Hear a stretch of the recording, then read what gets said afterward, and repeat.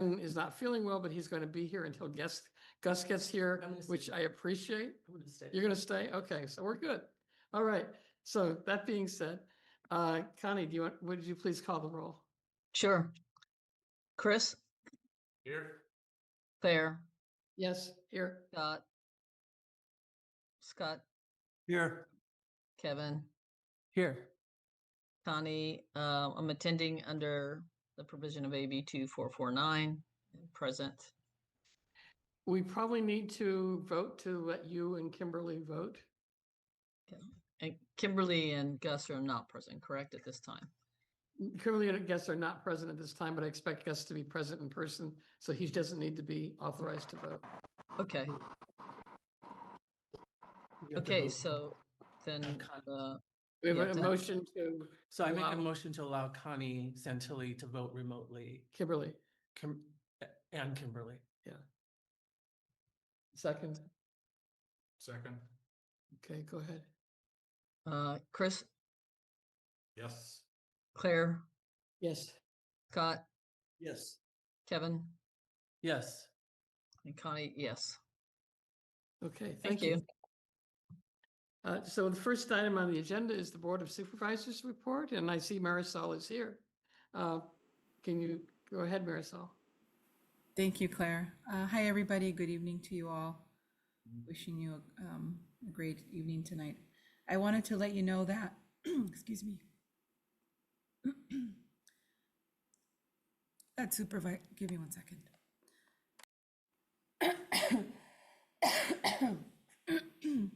Sorry. And Supervisor Mueller will be attending the next El Granada Community Service meeting, August 21st, to discuss a plan for the medians. And one recent update that I just received today was from Miss April Chan of Samtrans, and she's informed our office that they will be in touch with us next week regarding the seat and bus stop that has been eliminated. Thank you. Are you referring to the GCSD meeting that Ray will be Sorry, at? yeah, that one, yeah, on August 21st. Thank you. Any other questions for Marisol? Just quickly, Marisol, is it still being floated that the GCSD have some involvement with taking over custodianship of the medians, or is that information not out in the public? I don't have that information, Kevin. The median issue is not an issue that I was following 100%. It was more of the supervisor, I believe. So I think you might want to ask that during your one-on-one, if that's a question that you can ask the supervisor. Yeah, it was just public comments that were being made all over Nextdoor about it. So thank you. Okay. So I guess he'll be at the meeting to explain it. Yeah, he'll be at the meeting. Okay. Thank you. Is there anybody else from a government agency that wants to make a report? Okay, if not, we'll move on to announcements and public comments. I have a couple of announcements. One is, as many of you may already know, the lawsuit that Half Moon Bay filed against the Midcoast sewer districts and SAM was settled yesterday in court, or was adjudicated in court, and it was adjudicated against Half Moon Bay. So we are right now talking with officials from the two Midcoast sewer districts about coming to an MCC meeting to talk to us about what this is going to mean for our future. And that involves some legal consultations. So it may not be at the next meeting, but they are interested in coming and talking with us about it. Great. We had a request from the Harbor District to delegate a person to be as a liaison between the MCC and the Harbor District, since we've asked them to work with us. I went to the list of who was signed up for what at the retreat, and Scott and Kimberly have agreed to be alternate liaisons for the Harbor District. They will attend their meetings and report back to us. The only other thing I have to announce is that the county is initiating a series of town hall meetings about childcare. And right now, they don't have anything on the coast. So Marisol, maybe you could check and see whether they plan to do anything on the coast about childcare. That would be helpful. I'll ask the supervisor to see if he's discussed it with the other supervisors who are sponsoring it. Okay, all right, thanks. That's all I have. What about public comment? Is there anybody who would like to make a comment on anything that's not on tonight's agenda? I hear nothing. And I do have something. Are you doing public comment? I do, yes. I don't know. We kind of see that as kind of iffy. We do? That's kind of iffy for council members to make public comment. They allow it in Half Moon Bay. They do. A council member in Half Moon Bay can come up and give public comment as their self and And, not a right, council member. I just have to make the disclaimer. Yes. We have traditionally not allowed it here. Okay. Well, you're the chair. What is the topic? So well, the topic is the Half Moon Bay website and what is posted on there Oh, about. gee, So you know what it's about? Yes. And it's up to you. I mean, I have actually now gotten 5 emails to bring it to the meeting. oh, why aren't the people that gets issued the 5 emails here? I'm not sure why. I think one's in on Zoom, but I feel like it's inflammatory, and if it was a member of the public, I would allow it. But since it's a gray area to begin with, I think I won't. well, you know exactly what it's about because I sent it to you. So Yes. it's your choice. Yes, okay, that's my choice.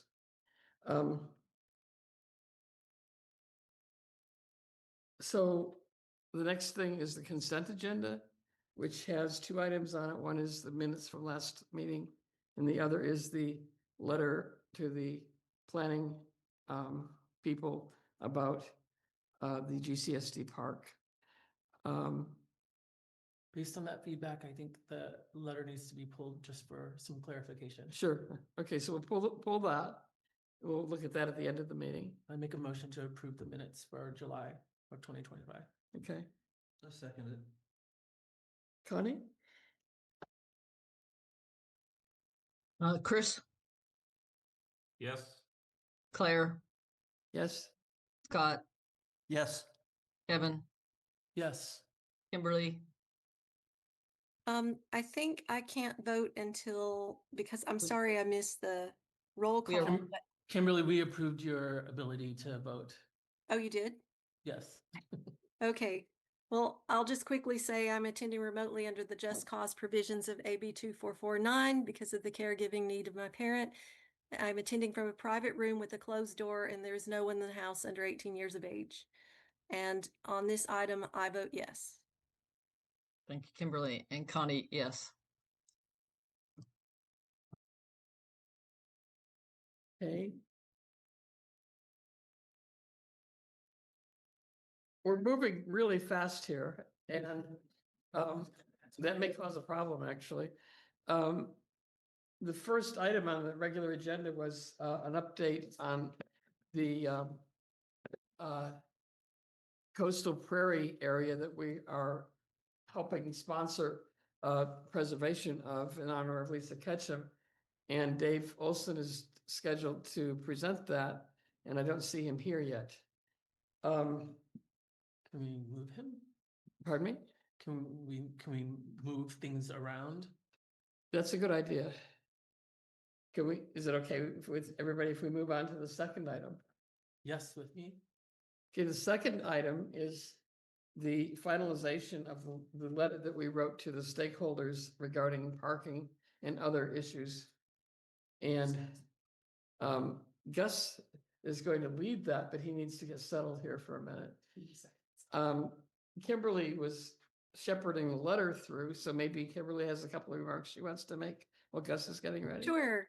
Yeah, I can make a couple of remarks and then hand it over to Gus. I integrated the suggestions that were received in the meeting, and also some suggestions that came to me after the meeting. In some cases, suggestions from different members were conflicting, and so I chose to sort of go a neutral route in those cases. Um, and then some things were not included. So if some things were not included that that anyone wants to raise here, I can explain to you why it wasn't included. But the letter should reflect all the changes that we discussed in the last meeting. So Gus, do- with that, I hand it over to you. Okay, well, I would suggest we take public comments first and then get comments from the council. Is everyone okay with that? Awesome, great. So oh boy, it's a pretty small Zoom group there. Do we have anybody in the Zoom who I would don't like see to any hands up. comment on the draft letter? I don't see any hands up. Yeah, I don't see any hands up either. No? Going, oh, there's There's Dan. one. All right, Dan, go for it.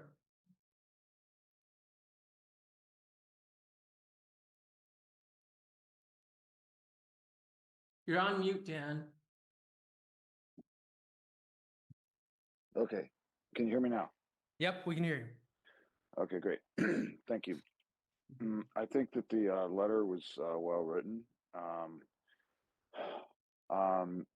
One thing I just wanted to add was that in regards to the existing skate ramp parking lot across from Surfers Beach, I just wanted some of you, may not know because maybe moved here earlier, or just weren't, but I've been here 35 years, and for the most part, that access for that lot was only from Obispo.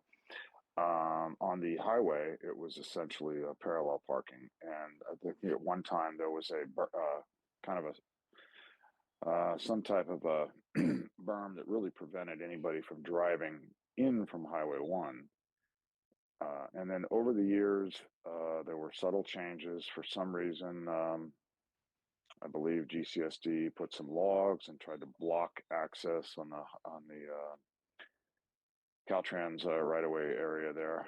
But the main thing I wanted to say is that since there has been some alterations, and now you can actually drive from Highway 1 into that, it's a little bit rough, but many vehicles can do it. I'm finding, I've witnessed several times with people coming out of there making a left turn, and I think that is extremely dangerous and should not be allowed. And so I think that overall, whenever they put in the parallel trail, that would kind of stop any cars from coming through. But I just wanted to say, I know I've been outspoken about keeping the existing informal skate ramp parking lot as it is. I just wanted to have that one caveat that I do not believe that there should be access from Highway 1, mostly based on the left turn actions, which are, extremely dangerous in my opinion. Otherwise, I think the letter is good. I think it's a good direction, and thank you, MCC, for all of your sweat and labor in coming up with that. I think it's good. Thank you. Awesome. Thank you, Dan. Appreciate that comment. Do we have any other comments from the community on Zoom? I see no hands. Gus. All right. Going once, going twice. Okay, then to the council. Go around the table. Want to kick us off? All right.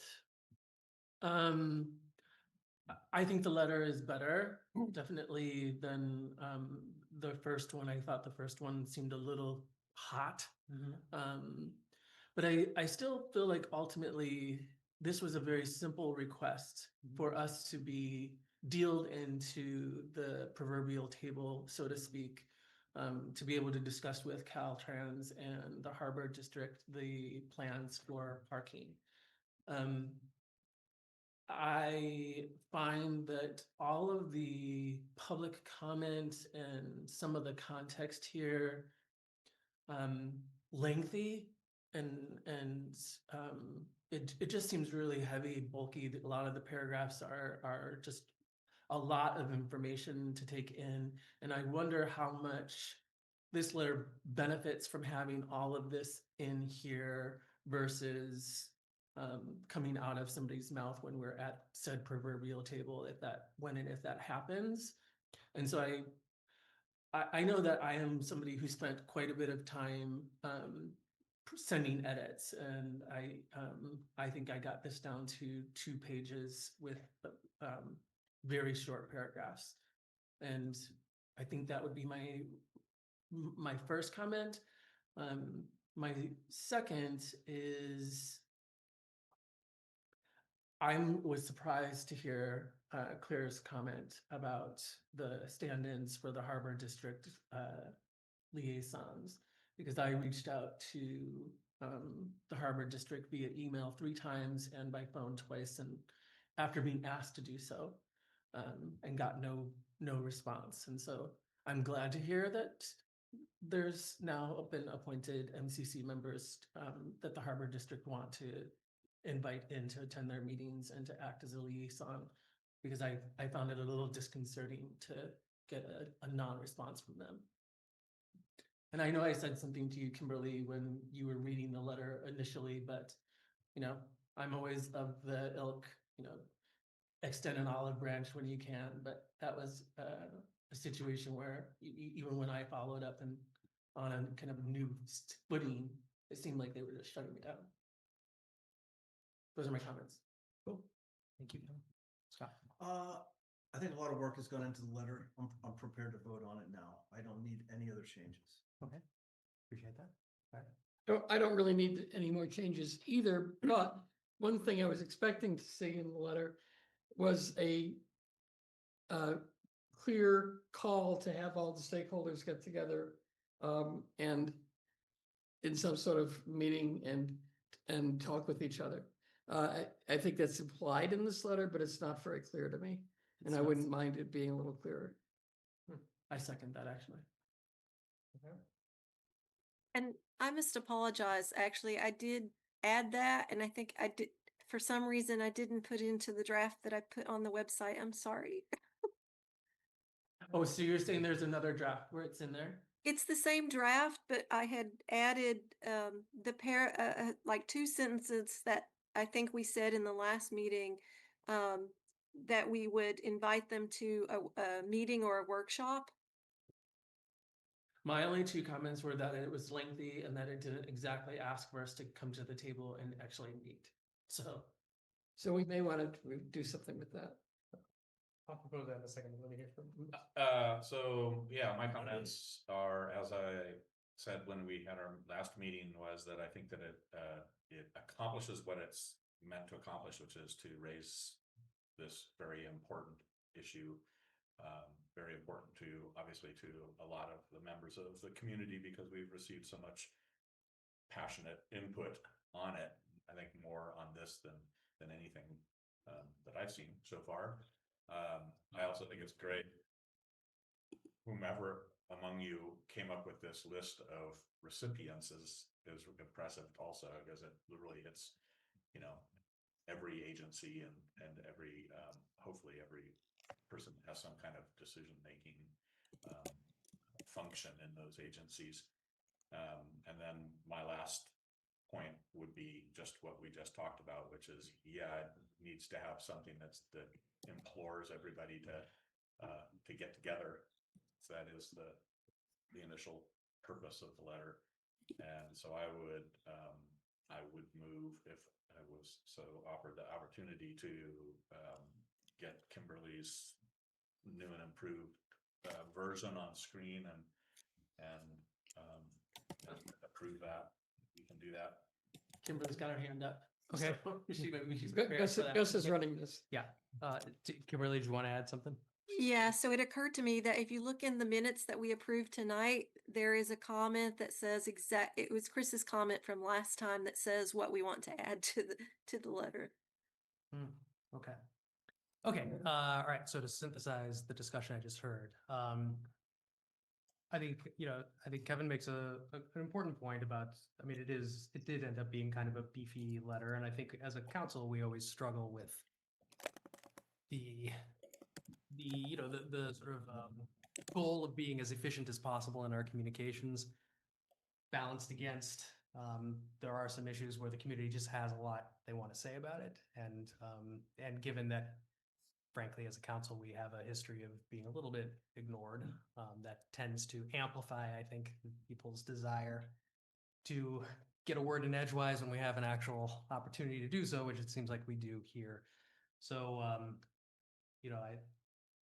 I think in this case, given sort of Chris's point, the level of passion that I think we experience from the community on this issue, this is a case where I personally would lean more toward, like, let's just include what the community had to say about it, because they did feel so passionately about it. But I think, to Kevin's point, we should, as always, try to be efficient with these communications, and let's just always have that as our standard.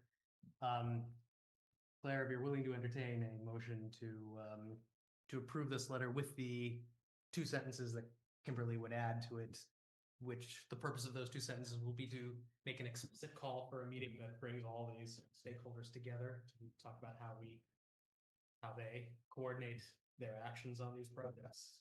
Would you? I don't need to approve that. You're in charge. Well, I mean, you're chair. I think even if I'm leading this discussion, you're still Yes, chair. I would be in favor of Okay, that. All right, fantastic. accept what you're saying. I'm looking to vote. Great, awesome. All right. Hey, can I say something? Can I say Yes, something? go ahead. Of course. Okay, thank you. Tommy's still here. I didn't know you had your hand up, Connie. I'm Yeah, sorry. like, yelled at for No, time. that's okay. I didn't do it. I didn't know if you were done going around the room. Oh, okay. So I'd agree with all the comments currently made. I think it is lengthy. My other concern about it that hasn't been mentioned is noting the alternatives, and specifically the ones that were chosen, because I think we've heard many alternatives that people were asking about. I don't know why those particular ones were selected, or whether we even need to include that, because I think if you actually push for the workshop, I think those things will surface then. So I don't see the need for adding the alternatives into the letter at all. All right. So Kimberly, how would you feel if we removed the alternative? Do you feel that's a critical part of this letter? So, I'm indifferent to that personally. so just to explain, the Mhm. letter, because of the variety of agencies that the letter goes to, they're all Mhm. very different.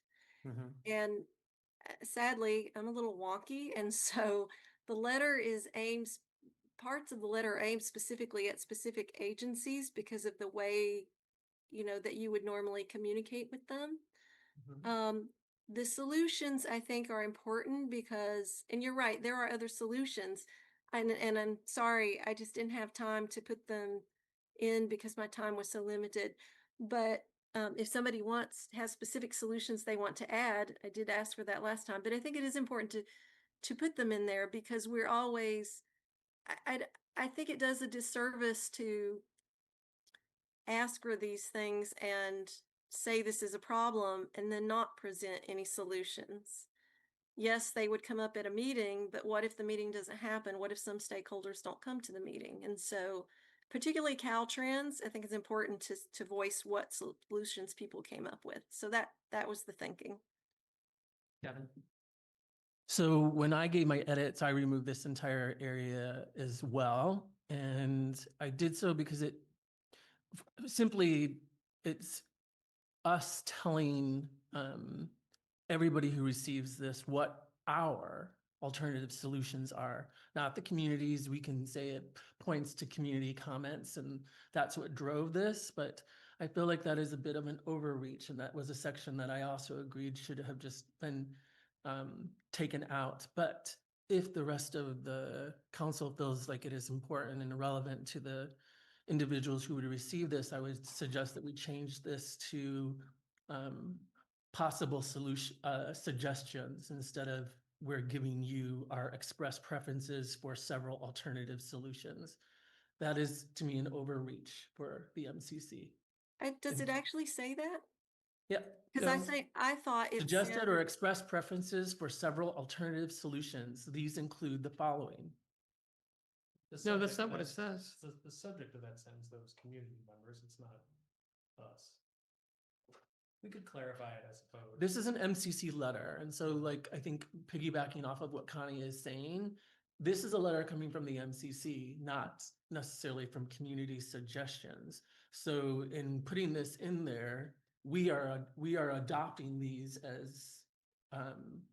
as alternative solutions. What it actually says, I think, is the following summarizes some of the major themes that have been expressed in public comments.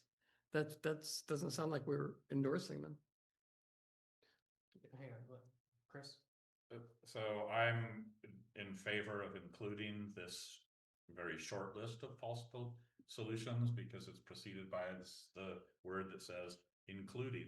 So I think what's implied there is that there's a whole host of possible solutions that we're not listing, doing them the favor of not making the letter too long. And we're also doing them favor of not listing all of the problems that are associated with some of the parking scenarios that are being advanced. So I think this succeeds in keeping it nice and short, identifying what some of the issues are, alerting these very many people, some of whom have had direct exposure to the public input, and some of whom have probably never even crossed their desk or their vision yet. That there are a whole lot of opinions on the topic, and these are some of them. Could we massage the sentence to say additionally, we want to pass along possible solutions that were suggested to us by members of the community? Because then it's very clear that it's coming from them and not Yes. from us. Is that a reasonable? I guess it's Kimberly, would you accept that edit? I feel a little at a disadvantage because I wasn't supposed to be the one person drafting this letter, and I do feel strongly about some things because I think we've watered down the letter too much. It will cease to be effective. Well, I think we're not taking away the list. We're just saying, we're just slightly massaging the language to make it crystal clear that these surfaced from the community and not from us as a Sure. council. Sure. I mean, I see okay with- Connie has her hand up. I'd be fine with that. to me, that's Connie what has her the hand? sentence, the two sentences Right. preceding that list already say. And then it won't. Should we? Right. All right. So Connie and then Dan. You're muted, Connie. Thank you. Thanks for that. So then I think if we're going to do some editing, I think we need to emphasize the need for the workshop in the letter to be explicit. So if you've already got that, Kimberly, maybe you can just let us know what that is, what the language of that is that you're putting into the next version. That would be helpful. Or if somebody else wants to wordsmith, that's fine too. But do you have it in a different version already? You said that maybe we're not looking at the most I'm version? looking for it now. Sorry. Okay. All right. We'll just come back when you're ready. All right. While we wait for that, Dan, you had something you said you wanted to say? Yeah, I just wanted to say that the MCC is supposed to represent the community's wishes, and some of these wishes came from the community, so I think it's very appropriate that they are listed. One suggestion, and I'll leave it up to Kimberly's discretion. One thought might be to say, gosh, I'm sorry. These include, but are not limited to the following. To change in between include and but not limited to the following. There may be. I think those items that were listed are probably the major ones, and there may be some others, and as time goes by, things will possibly other things may come up. Anyway, so I'll not to make any sentences longer. I know that sometimes there are letters that do require comprehensive clarity. Otherwise, it gets so diluted that the message isn't very clear. But anyway, so I'll just stop there. That's my thought. Thank you. The word include implies that there are other items not included. I agree with Chris. That's when I read it, that's the intent that I took away from it. And I'm actually withdrawing my comment. The editing that you would do on this is just a semantics thing. Right. It says community comments in there, prefacing it with it. So I think adding Kimberly's additional sentences that we just discussed that was in the original draft from Chris is all I require. If that's the direction we're gonna move. Great, that's gonna. move it. Crystalline's had her head. Crystalline's had her hand up. I don't know if you Oh, can see. her. Crystalline, okay, hey, Crystalline, go ahead. Oh, thank you. I put it in the chat as well. And this is just as an FYI, not to change anything in the letter, but last week so based off of these conversations and then about the agencies not being in the same room at the same time to talk these things through, the chamber started a government agency group meeting monthly, and we had our first one last week, and most all of the agencies were able to show except for two. Jim was out of town, and I think Claire was had a conflict, but we do have this set up as a monthly thing. Caltrans was there, the county was there, the city was there, Granada Services was there, so everybody that has a stake in that stretch was invited to come. And Kevin represented the MCC. Except for the community. Community was not. Kevin was invited. there. No, nobody from MCC was able No. to make that meeting. Look, you weren't there? When I got the news, Oh, okay, never mind.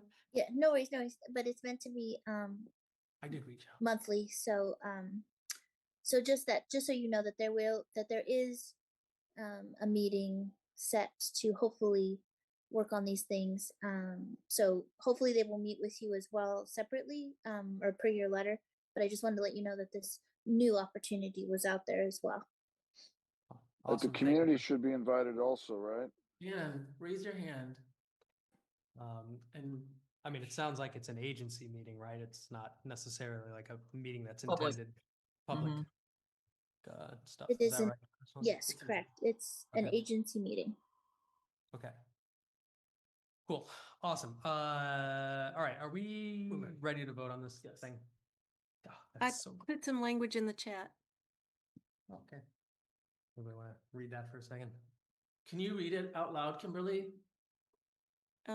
Sure. Is that okay, Gus? Yeah, it's cool. Go ahead. You just In an effort to encourage all stakeholders to come together to talk about the issue and encourage collaborative solutions, the MCC would like to organize a workshop where everyone can contribute ideas, fostering a transparent and interactive collaborative process. So you ready for a motion? Works for me, Gus. I'm just Yeah. say I would just Right. put that it's a plural issue. It is not a single issue, right? It's really plural issues. So I would just And make it, I would suggest saying to talk about parking issues. yeah, or something to that effect, because there's multiple issues. Okay, Is that okay? Yes. sounds great.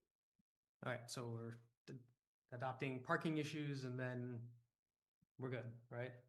So I think the motion that we already did was to approve this letter with Kimberly's two sentences. Correct. Correct. My friendly amendment. Do we have a motion? I didn't hear a motion. So this Sorry. with the parking issues as the amended two sentences. So Who's I'll making- make who's a making- motion then, Connie, Okay, got it. you'd like. So I'll make a motion to approve the letter with the additional two sentences and pluralizing issue to issues. If anybody wants to second. Are we saying parking issues or just? Parking issues, plural. Okay. Okay. Got a second for that? Second. Withdraw the earlier motion. Okay, Claire gave a second. Connie. Okay, Kimberly? Before we Yes. vote, can we add the community? We already had public comment. Dan, community is added. I don't see it in the language. It's clear as day, right above the four. Where, Dan, where do you want to see it? On the added language that Kimberly just, It's all Um, stakeholders, right? Community would be a stakeholder. Is that what you're saying, Yes. Dan? I think it should be emphasized. community should be We're already emphasized. hearing from the, I'm sorry. Yeah, I think if it says stakeholders, that counts. Like, Agreed. I'm fine with it. Kimberly, you have something you want to say? So I have a question for my fellow council members. Mhm. The difference between the MCC representing the community in a stakeholder meeting versus having an open community meeting, those are two different kinds of meetings. Mhm. And I'm imagining that stakeholders may not be ready or want to participate in a public community meeting. Right. Yeah, I would don't know. assume- That's a question. I would assume the initial meeting is actually not a public meeting because we got to like figure out what the heck we're doing before we have a public meeting, right? Is that not correct? Agreed. That's the question. Would it be open to the public? Would the public be able to, would there be public comment? How would that work? It depends on how we format it. Yeah, I think it depends. Like, what meeting are we suggesting?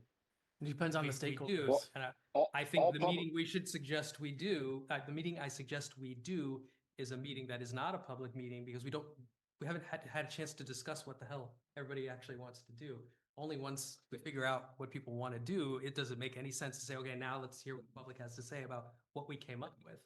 But we haven't even come up with something. It's pointless to have community discussion involved, but we haven't even have a plan yet. Agreed. That would put the community at a disadvantage. That doesn't put the community at a disadvantage. I make a Yes, motion to do this. Why would you say that, Dan?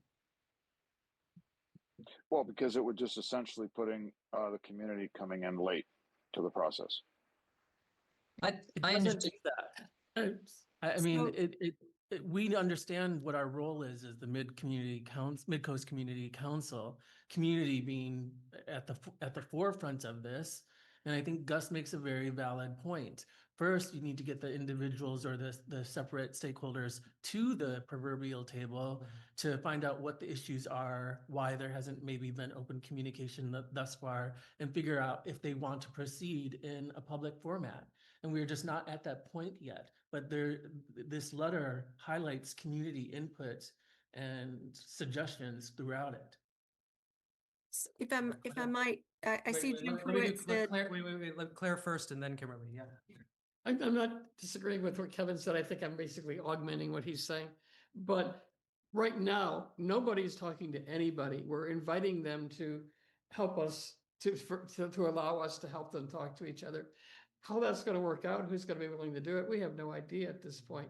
So I think we're just opening the door, and once the door is open, we can decide on the format of a meeting. Agreed. Okay. If Kimberly? it's an Wait, MCC Dan, meeting, Dan, it should be open to the public. Done it 5 times. Dan, The last couple. Dan, wait your turn. Kimberly. so I agree with Claire. I just wanted to make the distinction that the meeting would be a public meeting according to the Brown Act, but the difference would be in how the public would be allowed to participate. So that was the distinction I was trying to make. So Okay. I agree with Claire. Awesome. Okay. Now, Dan, do you have a comment? He's muted. Yeah, we unmute him. Yeah, I just I believe that this whole meeting or the agenda of this meeting, the community should have an opportunity, however the meeting is designed, but the community should not be shut out. You should be able to listen, should be able to participate. However the meeting is designed,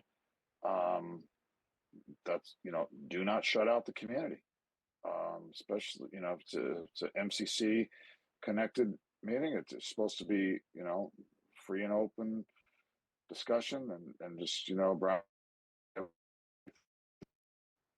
should be in the eyes of witnessed by the community, so community should be able to participate. Noted. Awesome. Okay.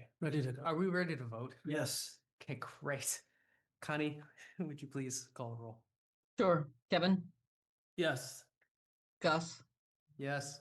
Claire, Yes? Chris, Yes. Gus. You already got. Scott. Oh, I'm sorry, Scott. I'm sorry, Scott. That's okay, yes. Yes. Kimberly, Yes. Connie, yes. Sorry, Scott. That's okay. Just thank- quickly, I thank- want to note that Jim Pruitt put in the chat that the Harbor District will be hosting public workshops. That's great, but we'd like to get all those stakeholders together. Awesome. And I just, before we go on to the next thing, I want to just thank Kimberly for a lot of sweat equity that went into this thing, and it's obviously a charged item with with a lot of passionate interest from a lot of people, which makes it a inherently more difficult letter to write. So thank you, Kimberly, for shouldering the load of that. Thank you, Kimberly. Thank you. Thank you, Kimberly. And thank you, Gus. I think it was a collaborative process, but thank you. Yeah, it was good. It was good. Okay, so we can move backwards in the agenda now and pick up item number 1, because Dave Olson is now here. And as you recall, the MCC voted to support a project to memorialize Lisa Ketchum with the Coastal Prairie Project. And Dave's going to give us a quick update. Yeah, and I have the map and the pictures if somebody wants me to show those again, but I don't think we really need to. They were in the previous meeting. The update is that I had a reminder from Nicholas Calderon that if the MCC wants to pursue having that section of the Coastal Prairie in any way memorialized after Lisa Ketchum, that it cannot be done until 1 year after she passed, which will be April of next year. So my recommendation is that something be put on the MCC calendar to remind you to put it on the agenda. I will also reach out next year. And then the letter would go to both primarily the Park and Rec Commission, but should also be CC'd to Nicholas or whoever is then the park director if it's not Nicholas. So that's the first item. And I believe everybody on the council was aware of that, but perhaps not. Does anybody have any questions on that issue? Not a question, but more of a comment. Wasn't it announced that it's just going to happen at that time? Once a year has passed, it's formally going to be named after her? No. Let me restate. My recollection is that Nicholas said he fully supported the idea, but that does not make it automatic. It still has to go through the Park and Rec Commission and the process. Maybe Marisol has something to say on it, because I'm pretty sure that county stated that it was going to happen in 1 year's time.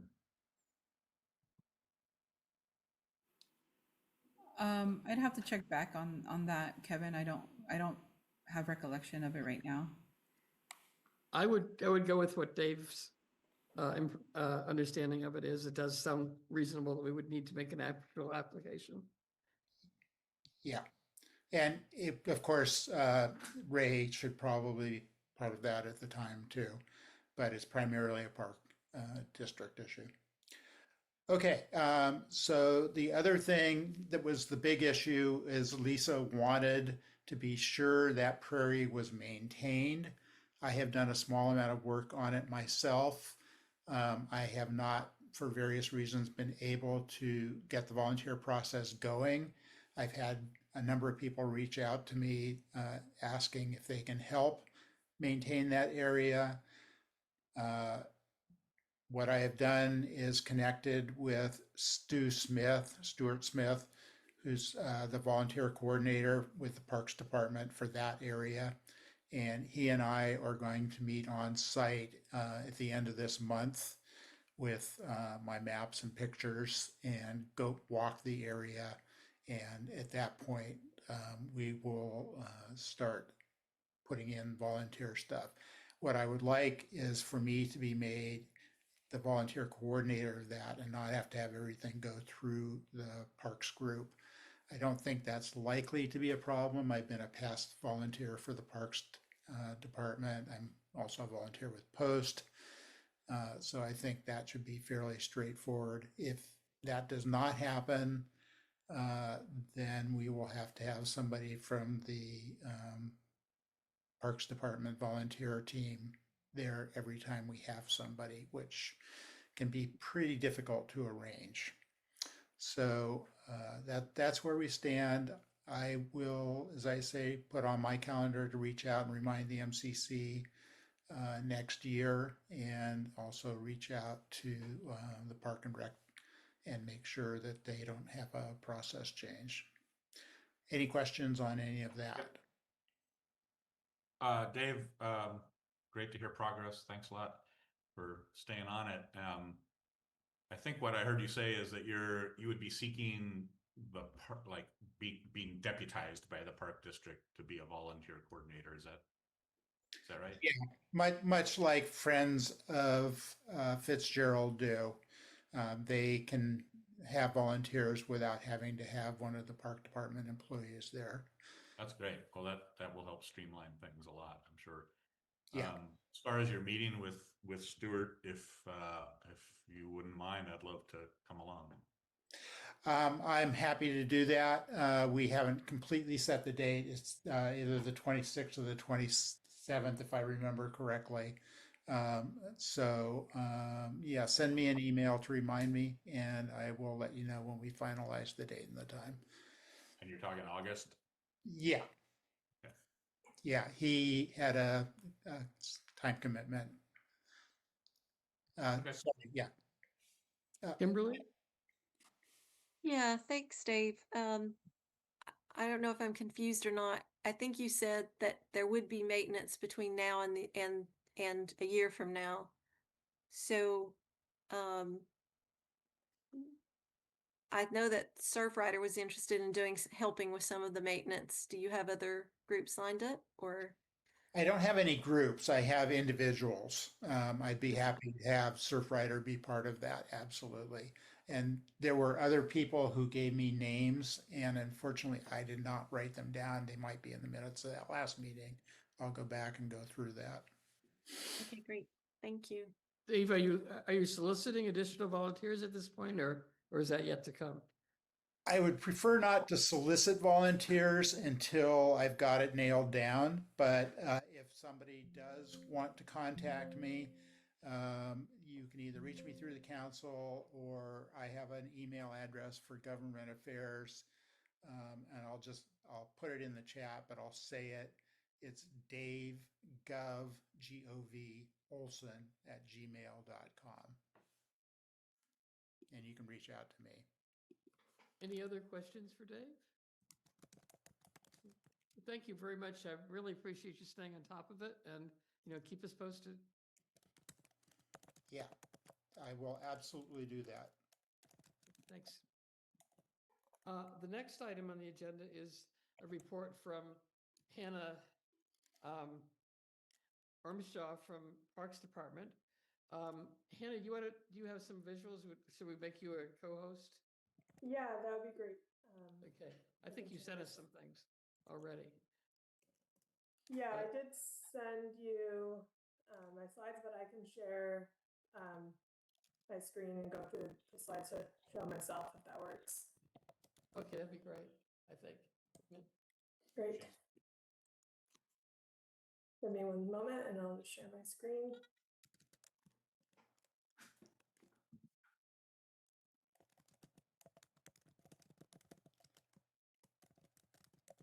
One second.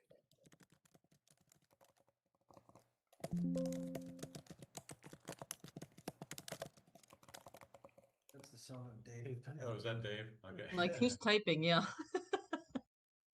My apologies. All right. Is everyone able to see my presentation? Great. We see it. So thank you everyone for having me here this evening. I'm Hannah Armshaw. I'm the Assistant Director for the San Mateo County Parks Department.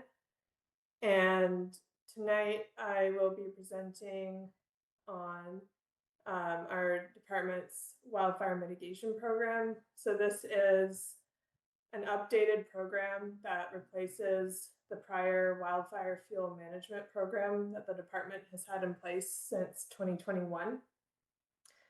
So the goals for this presentation tonight are to share some details of this updated program, highlight the benefits and decision-making around conducting wildfire mitigation projects through our park system, and share some of the details about the work that's planned, as well as work that's been completed in recent years. And through this, you'll also be able to get a understanding of what this update entails, and yeah, like as I mentioned, what we have coming up soon.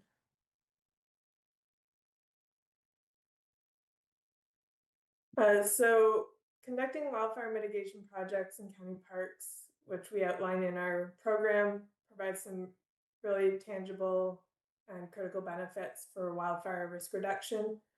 And the diagram here shows overlapping areas when combined all help mitigate the risk of wildfire. I'm sure you're all familiar with this, but and just want to note that in this diagram, the work that county parks performs doesn't involve or touch on residential home hardening or defensible space on private property. The work that we can do within our parks would focus more in the area of creating fire resilient landscapes and improving safe and effective wildfire response.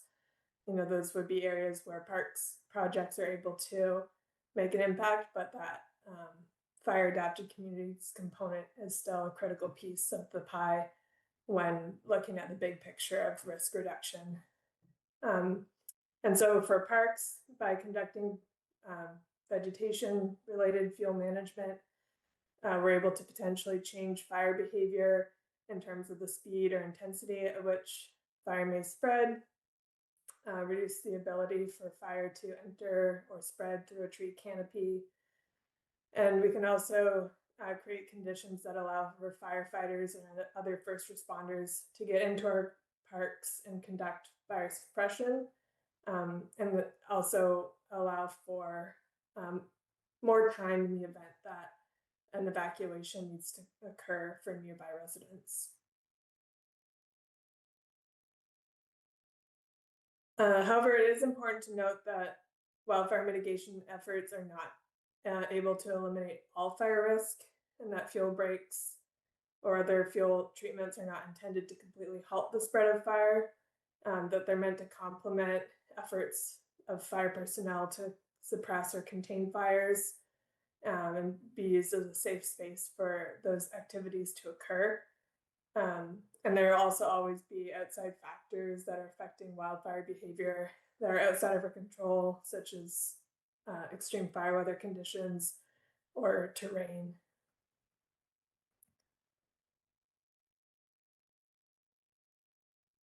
And we also take into account how our wildfire mitigation projects can have an environmental benefit, such as improving forest health. And this can include removing dead or diseased vegetation in forests, making forests more resilient against climate change, improving wildlife habitat, and reintroducing disturbances that are a natural part of the ecosystem. And so why are we updating our program? As mentioned, we've had a version of a wildfire fuel management program in place since 2021, which our board adopted. And at the time, this had an intended time frame of 5 years. And so we are nearing that time frame, that 5-year time frame. So we've been working to update the program. The document as a whole is now available on our website in draft. So folks are available, or it is available for folks to start to read and review if you want to see the document in full. This updated program provides a lot more context and rationale for the various types of projects that we complete and how we define them, and through the process of this update, we had a lot of conversations with our local fire agencies, including Coastside Fire, CAL FIRE, Woodside Fire, just other local agencies throughout the county about what priorities they saw as really critical within the parks. And so we really worked to make sure those were integrated into the update. One area that we heard as a big priority was improving access for fire personnel to get into the parks in the event of a wildfire. So that can be projects to improve fire roads or stream crossings where access is limited, or also, providing remote water supply so that there's water available in remote areas for suppression efforts. So that's incorporated into the update. We also have had access to new map data in the past few years that we wanted to incorporate into our program, into our decision making as well. For one, CAL FIRE updated their fire hazard severity zone maps in 2023, and we've also been a part of a regional vegetation mapping effort, and through that they have a countywide fuel model data set that was completed in 2022. And so the map that you see on the screen here overlays these two data sets, and it also includes information on important access or evacuation routes.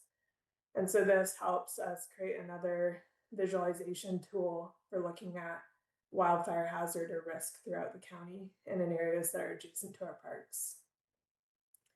We also, in this update, have updated maps of our parks that show work that's been completed in recent years and also what other projects are planned.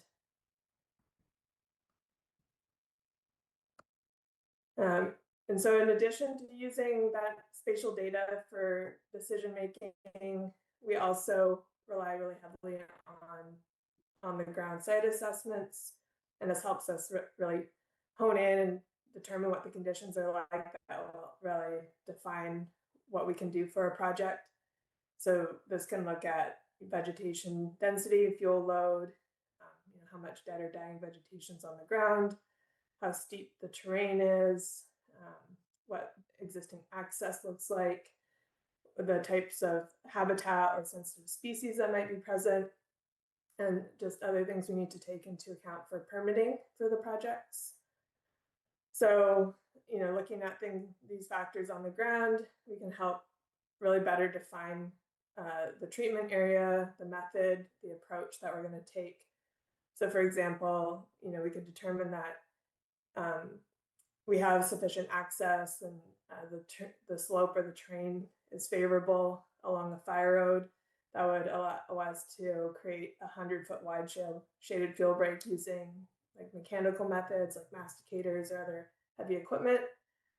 Or we could be looking in an oak woodland where we have really steep slopes, a lot of sensitive habitat, and our approach would shift to, say, doing a smaller shaded fuel break area that we would have to do using hand removal methods only, so that we can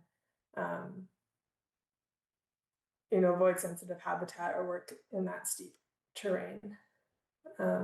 We also use these site assessments to look at what maintenance needs to happen, since we do at this point have several hundred acres of parkland where we've done fuel reduction in recent years.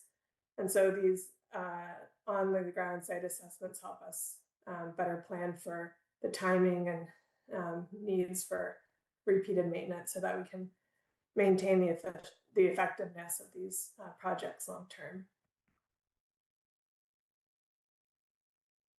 So to share more about the types of treatments and work that we're identifying in the program, overall, fuel breaks are the most common treatment type or project type within the program for wildfire mitigation. and we differentiate between shaded fuel breaks and non-shaded fuel breaks. And with shaded fuel breaks, these are used in forested settings, and we're working to thin understory vegetation and ladder fuels and retain canopy cover. And these are typically along fire roads or ridge lines or near park boundaries. And they're meant to be strategically located so that they can help both slow the spread of the fire, but also allow for fire suppressions to occur safely in some of these key locations. And so in total, we have 744 acres of shaded fuel breaks identified throughout the park system. And these are, this is an example showing Edgewood, and in blue on the map are shaded fuel break areas, and then the photos show before and after for a project that we did in 2023.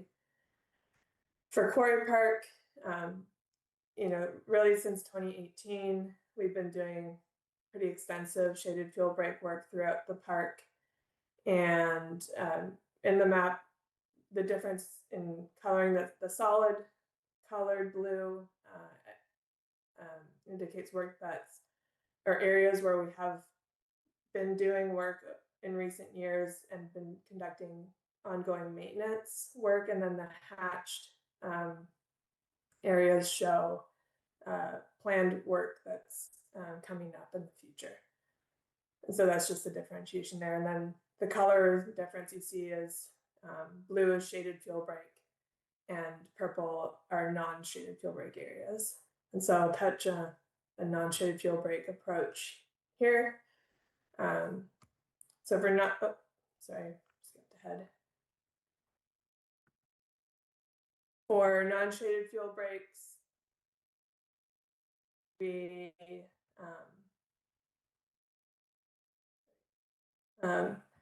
these differ. A lot of the time, these are more suitable for shrub vegetation types, where you're doing more of a full clearance of the vegetation, bringing it down to a pretty low level of vegetation cover. And because you're not retaining, either you're not working in a environment with a forest canopy, or the goal isn't to retain a forest canopy, you're really trying to keep a low level of vegetation cover in a non-shaded fuel break. But they're similarly meant to be strategically located near fire roads or park boundaries or on ridge lines, and meant to help aid in fire suppression. And so should be in locations that are accessible to fire personnel. And these are some examples of a non-shaded fuel break area that we had done at San Bernardino Mountain, adjacent to one of the fire roads along the ridge line. And throughout the park system, we have about 609 acres of non-shaded fuel break areas identified. And again, this is showing some of that planned for or completed at San Bernardino Mountain.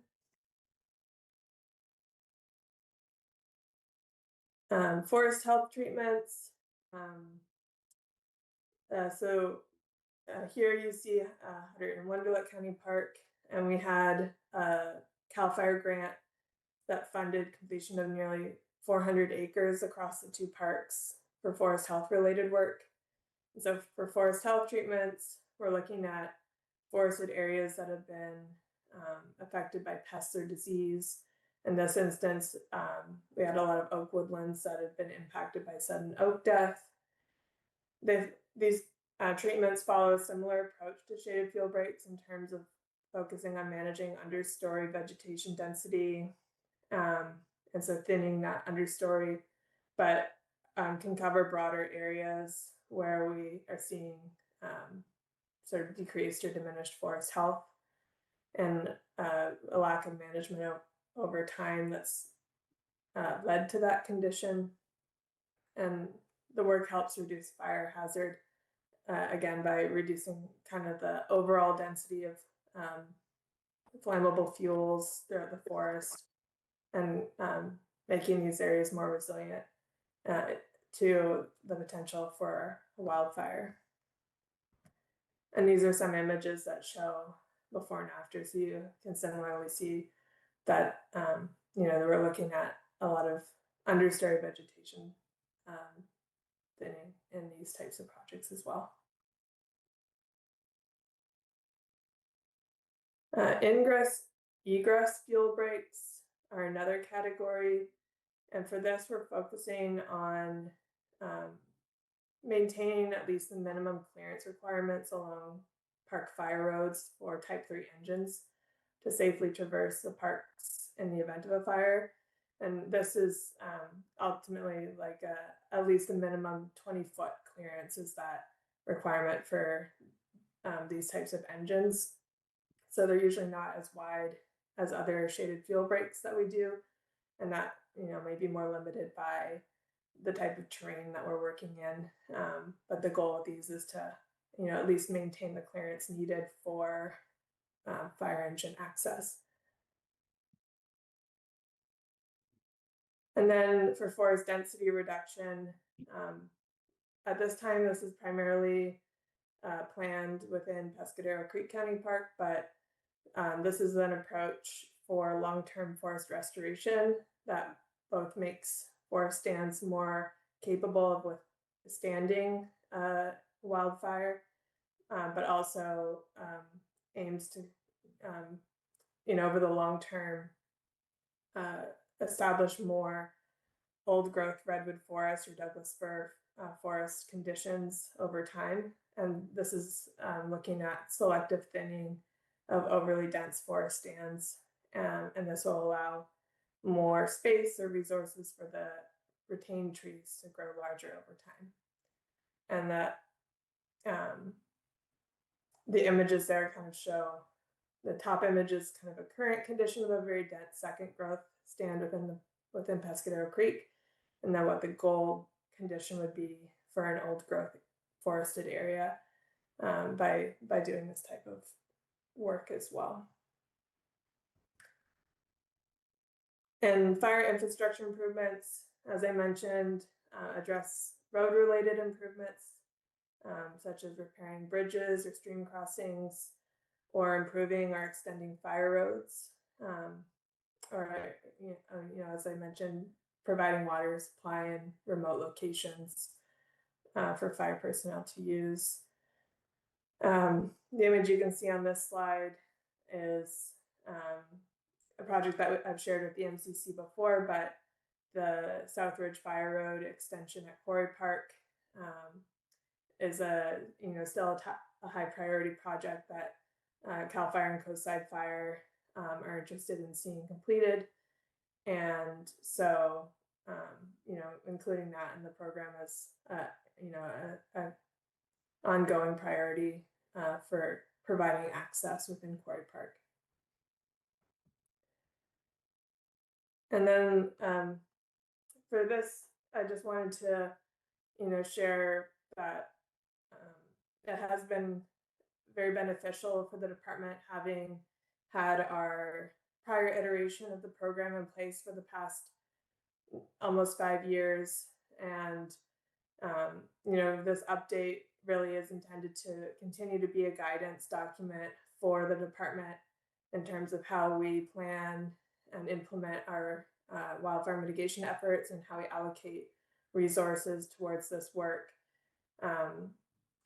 Having a version of this program in place has really helped us in streamlining implementation. What you can see on this graph here, in total since 2018, we've been able to treat over 1,800 acres of fuels throughout the park system. And we've also been able to be very successful in applying for and obtaining grant funding to help implement the work. And so there's a lot of numbers listed there for different grants that we've been able to obtain, but in total that is about $7.6 million in grant funding that the County Parks Department has been able to leverage to implement these types of wildfire mitigation projects. And in addition to that, we receive a $1 million annual Measure K allocation specifically for wildfire mitigation. So those are the funding resources that we're working within to implement this work, and it's been helpful for us to be able to keep up a really good pace and scale for the work that we've been able to do. And with that, I'm happy to answer any questions you may have on our updated program. Thank you, Hedda. I think we'll ask the public if they have any questions or comments for you first. If you could take, yeah, that's perfect. Thank you. I don't see any hands up. So let's go around the table then, and we'll start with, you see a hand? Who? Dan Haggard. Okay, Dan, go ahead. Yes, thank you, Hannah, for your presentation. I wanted to ask, well, first I better apologize for not sending out the photo yet regarding the use of logs as kind of like a small retaining wall where appropriate along trails, etc. Last time you were at the MCC, I made the comment that some of these logs could be used for beneficial, trail improvement uses. Have you been able to digest any of that, or have you, anything that you could share about like being warm to these ideas, or any thoughts on future uses of beneficial uses of excess wood chips, logs. One of the things in Quarry Park is, they have, anybody can walk up and see. It's kind of like a log that's propped up by a couple short logs. It's essentially kind of like a bench, or kind of a natural looking bench, or kind of a barricade that doubles as a sitting bench. Any thoughts that you could share as far as kind of utilizing some of this material before it gets just thrown away at the cost of whether it is running diesel chippers, or whether it's hauling off, using diesel trucks, adding to the CO2. Yeah. So in terms of reuses, I mean, we have had discussions with our ranger staff about opportunities for repurposing logs. There wasn't a lot of locations or uses at the time that our ranger staff were identifying where they're looking to, say, put in a log bench, or like converting a eucalyptus log to a bench on a trail side. Overall, though, that would account for relatively few of the logs in terms of using them for that type of reuse. But the vast majority of the material that we've processed recently, we haven't been hauling it off site. We've been using chipped material on site for both weed suppression, but also just for it to break down and reintegrate into the soil on its own over time. And we, we haven't had, additional costs for hauling off wood to like an off-site disposal. We've been trying to focus as much as we can on how we can keep the material on site. And we had been using the curtain burner as an approach for some of those logs, just because we were dealing with, really like massive amounts of material after that storm we had in 2023. And what was left over that still needed to get done, that we, essentially all ground up the material earlier this summer. The beneficial use of that is still, having that chipped material on site. Over time, that will be, integrated into the soil and broken down. And in the meantime, it's helping keep weeds from regrowing as rapidly. Okay. I Let's- would say, can I just add just a quick comment that I would say that these kinds of long-term planning ideas or decisions maybe shouldn't be made by the ranger, but more of a kind of a long-term plan. Ranger's got his, day-to-day duties, but I think that he could use some help, benefit from, kind of almost like a park architect, kind of, coming with out of the, out of box ideas of usage. So I would, yeah, I would suggest that it should be discussed at a higher level than the ranger. That's just my suggestion. Thank you.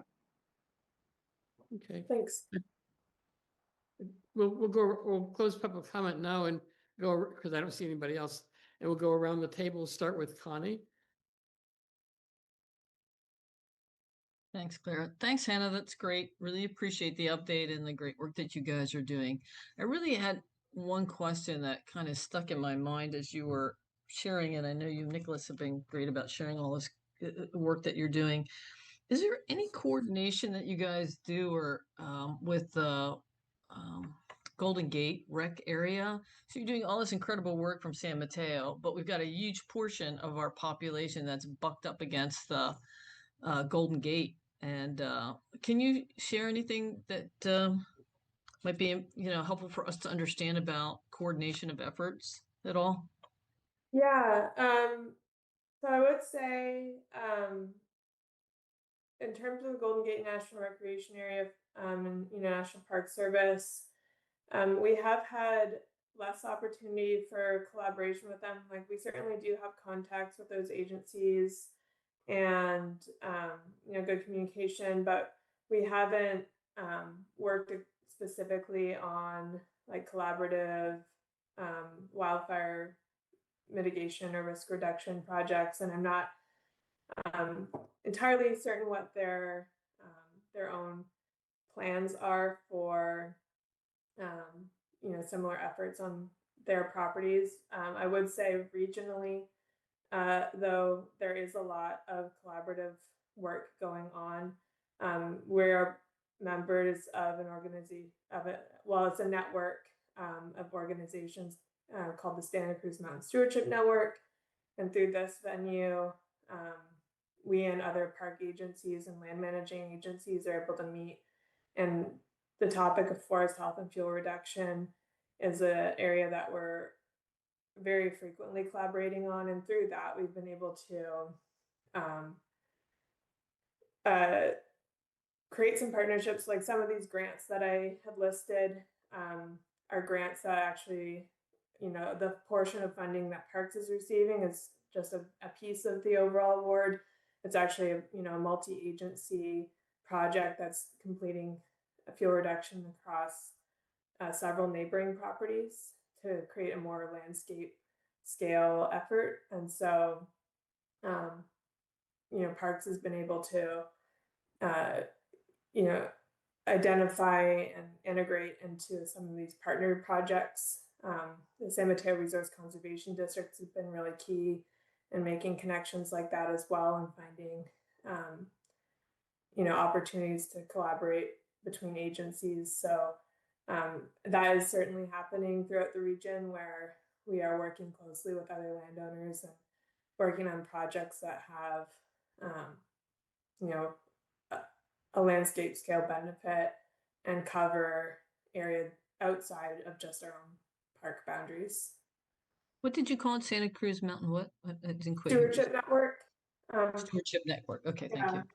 It's not an organization. It's really just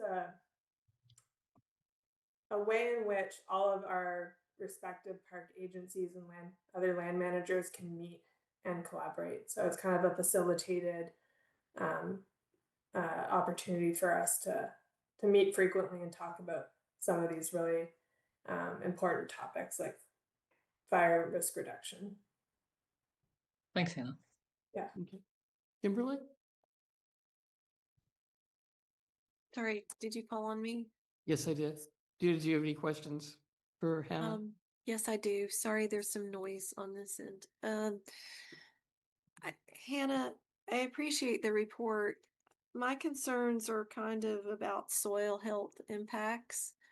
And I guess you touched on this a little bit, but I feel like some of the areas I've seen before earlier this summer seemed over treated, and that you're clearing so much stuff that you're not leaving enough behind for particular ecosystems of small creatures that rely on healthy soil.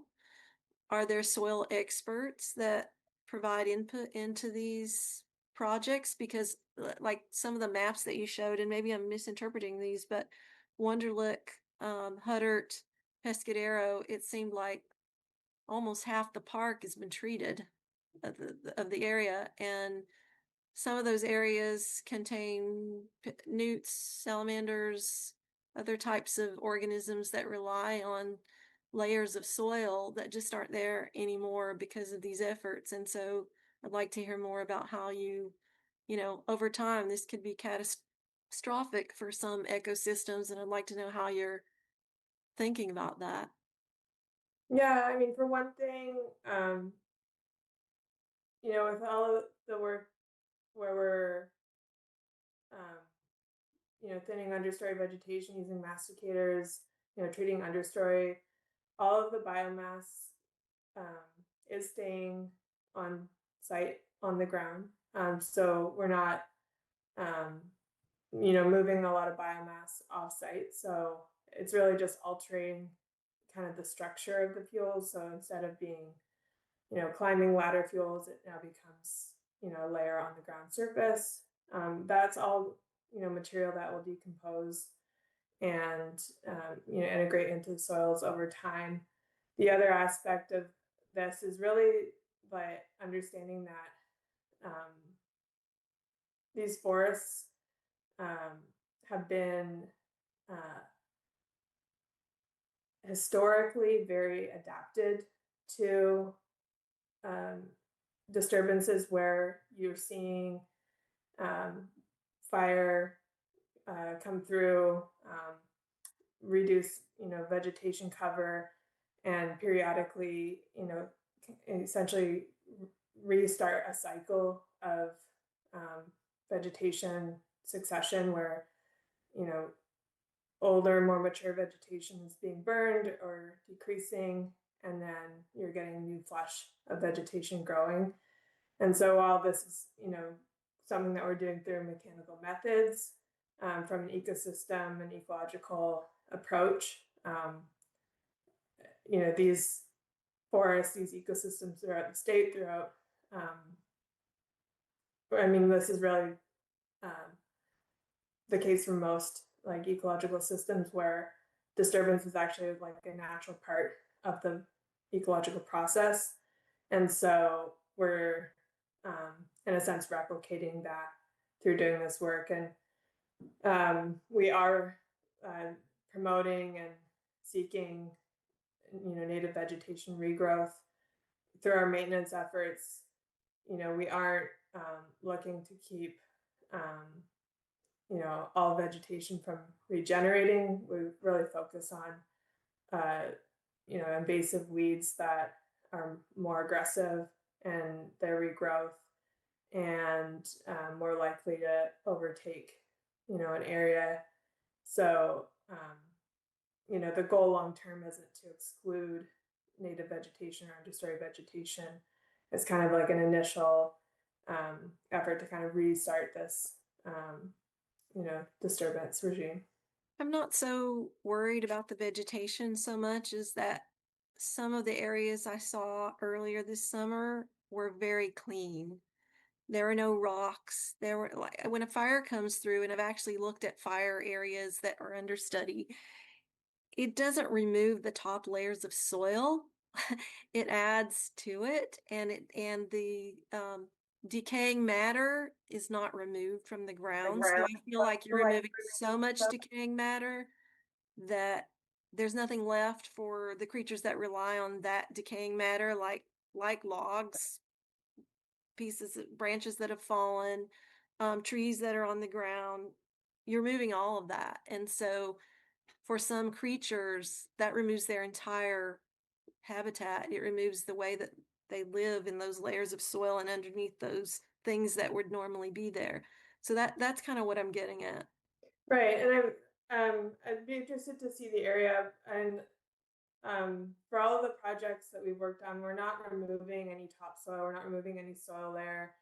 All of the woody material, it's being broken down into smaller pieces, but it's all staying on the ground surface. We're not taking it off and Right, removing it but off-site. some creatures live under larger pieces. Yeah, and we typically aren't removing large logs, that are down either.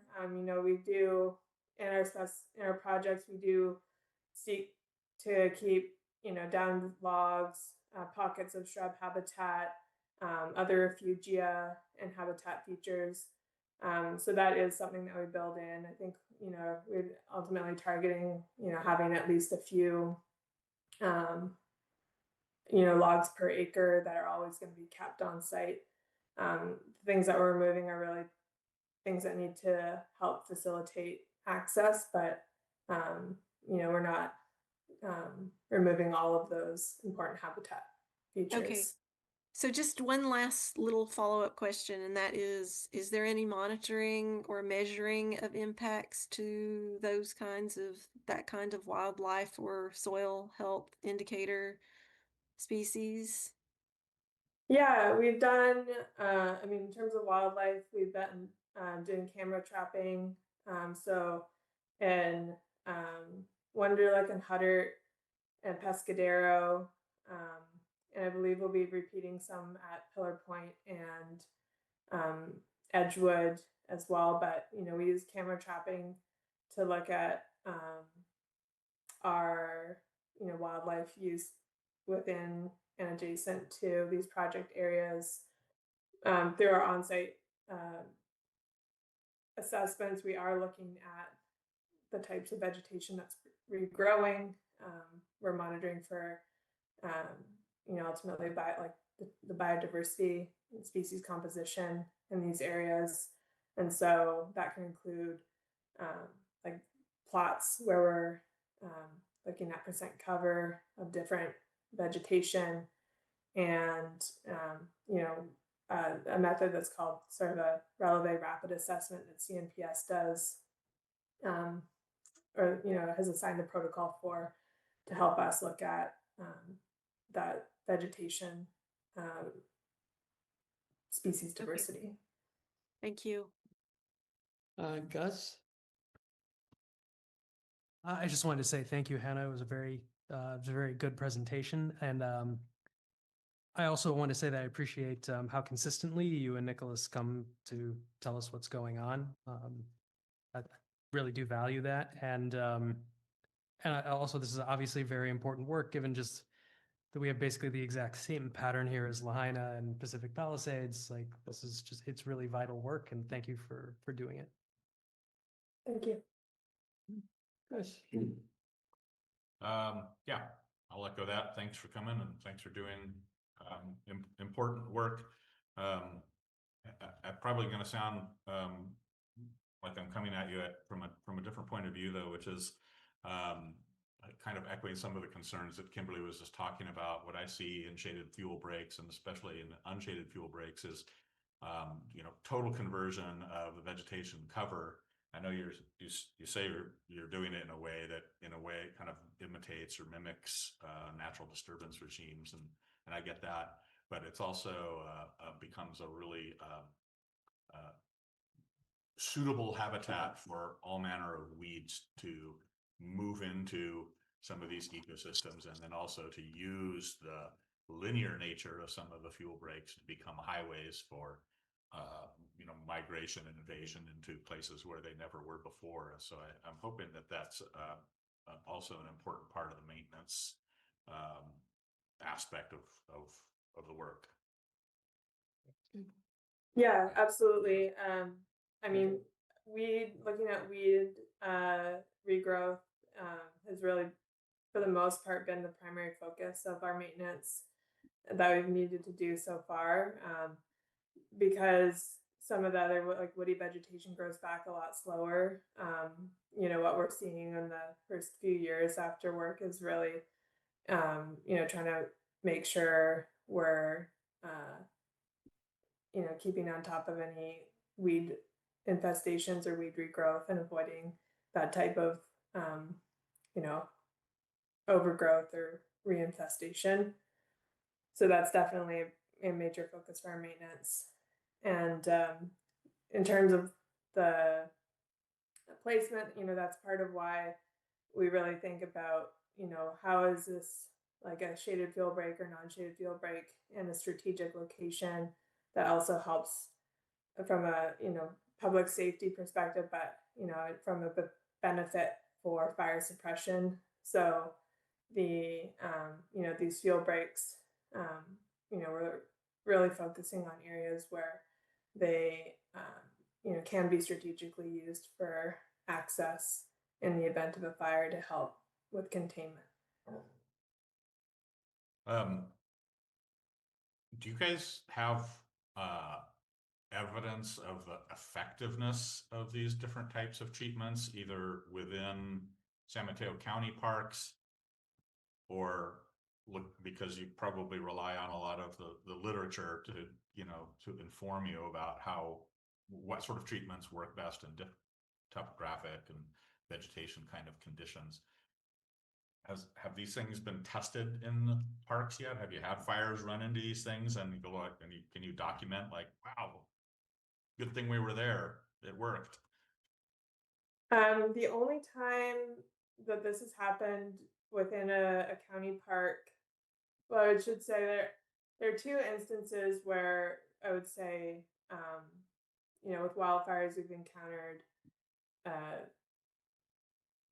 the benefit of doing fuel reduction or the benefit of having fire road access. We had a small fire in Edgewood Park I believe it was in 2023, and this was along a ridge line where a shaded field break project had been done within the past, I believe it was within the past 3 or 4 years that work had been done. And while and the footprint of the fire was, essentially limited and contained within the footprint of that field break area. And it was a location where the fire agencies were really able to rapidly get in and control the fire. So that was an example where we did see an overlap with, a fire that occurred in a location where we had completed a fuel reduction project recently. The other example would be with the CZU fire. The Old Hull Road, fire road that goes through Pescadero Creek County Park was ultimately the containment line for the northern edge of that fire because that road really was the primary access for fire agencies coming into the park, and they were able to keep the fire from spreading beyond that. So that's another example of having, these points of access for fire personnel to come in and, do effective fire suppression. There is a lot of research on the topic too, so we definitely look to that to make sure that, we're continuing to stay up to date and understanding of, studies that have been done on effectiveness of fuel reduction, and that we're, modeling and incorporating that information into our planning. I think that's a great PR messaging, that would be good to get out so people understand. I know there are communities here in San Mateo County that have vegetation management programs, and to certain extents, I think the message is just, to make sure that their community members can see evidence that the local agency or the local jurisdiction is doing something, even if when you look at the landscape as a whole, you see that there's no way to do any vegetation management in some of the areas that are most prone to fire progression, which are, you know, steep canyons where you can't get a crew to do vegetation management work at all, but you have the most potential for, you know, a chimney type of run up, you know, up into a residential area. I think one of the other good PR things that you could do with like a presentation like you gave, I like the presentation, and I know you only have so many photos that you can show, but I think the photos that you choose, and I think Kimberly is latching onto this too, is they're the ones that show probably to people who may be adjacent homeowners, look how much we've cleaned this place up, as opposed to the ones that say, we've done the work and it's ecologically still intact. And it might be nice to look for some photos that represented that aspect of the work as well. Yeah, I agree with that, and I think we certainly have some great examples that we can highlight. Be great to see. Thanks again for coming in. Thank you. Scott. Hey, thanks, Hannah, for coming talking to us. I always appreciate San Mateo County Parks coming and telling us what's going on. And I also want to congratulate you on the working on the tough job of balancing catastrophic fire and keeping the natural world natural. So it must be a tough job, and I appreciate the work you guys are doing. Thanks. Thank you, Scott. Kevin. Hi, Hannah. It's nice to see you again. You too. I echo the sentiment. Thank you for the presentation. I found it very informative. I feel fortunate that I have been able to communicate with you and Nicholas over the last year, and know that at the forefront of all of your activity is trying to balance saving the lives of community members, while, you know, having the least amount of a footprint when it comes to our natural environments and looking at native species, et cetera. I would like to just focus a little bit on the budgets that I saw. So it looked like there were a lot of grants that were coming from state organizations that might also be getting money that trickles in from federal lines of funding. And I know FEMA will probably come off of that list fairly quickly based on some of the announcements, but there are also multiple other agencies on that list that get money from the federal government. And California seems to be right in the firing line of this current administration when it comes to funding resources. I think in looking at your plan, the 5-year model that you're using, I would ask, are there projects that come into queue and, you know, push others out of queue based on those expectations? And are there regular updates that you provide? Like, when that happens, do you reach out to the MCC to say that there's additional or new priorities based on these new maps that have come out, or a reduction of funding in one area that's going to impact projects that we have kind of earmarked for the last 5 years? To date, we haven't encountered an issue with you know, funding being limited in terms of grant opportunities. I feel like we've been very successful with grants. You know, I can't say what the future climate around grant funding is always going to look like, but I know, you know, recently with the passing of Prop 4, there's a new influx of funding that's available for state grant programs that focus on wildfire resiliency. And so those are new, you know, grant opportunities that we're actively pursuing, you know, with this Prop 4 climate bond funding.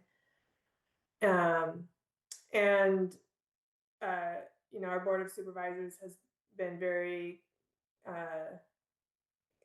you know, clear on wildfire risk reduction as a top priority, and are continuing to provide annual allocation of Measure K funding for wildfire mitigation that the department has available for doing these projects. So to date, we have not been in a position where we've had to sort of reduce the work because of funding limitations. In terms of how we're,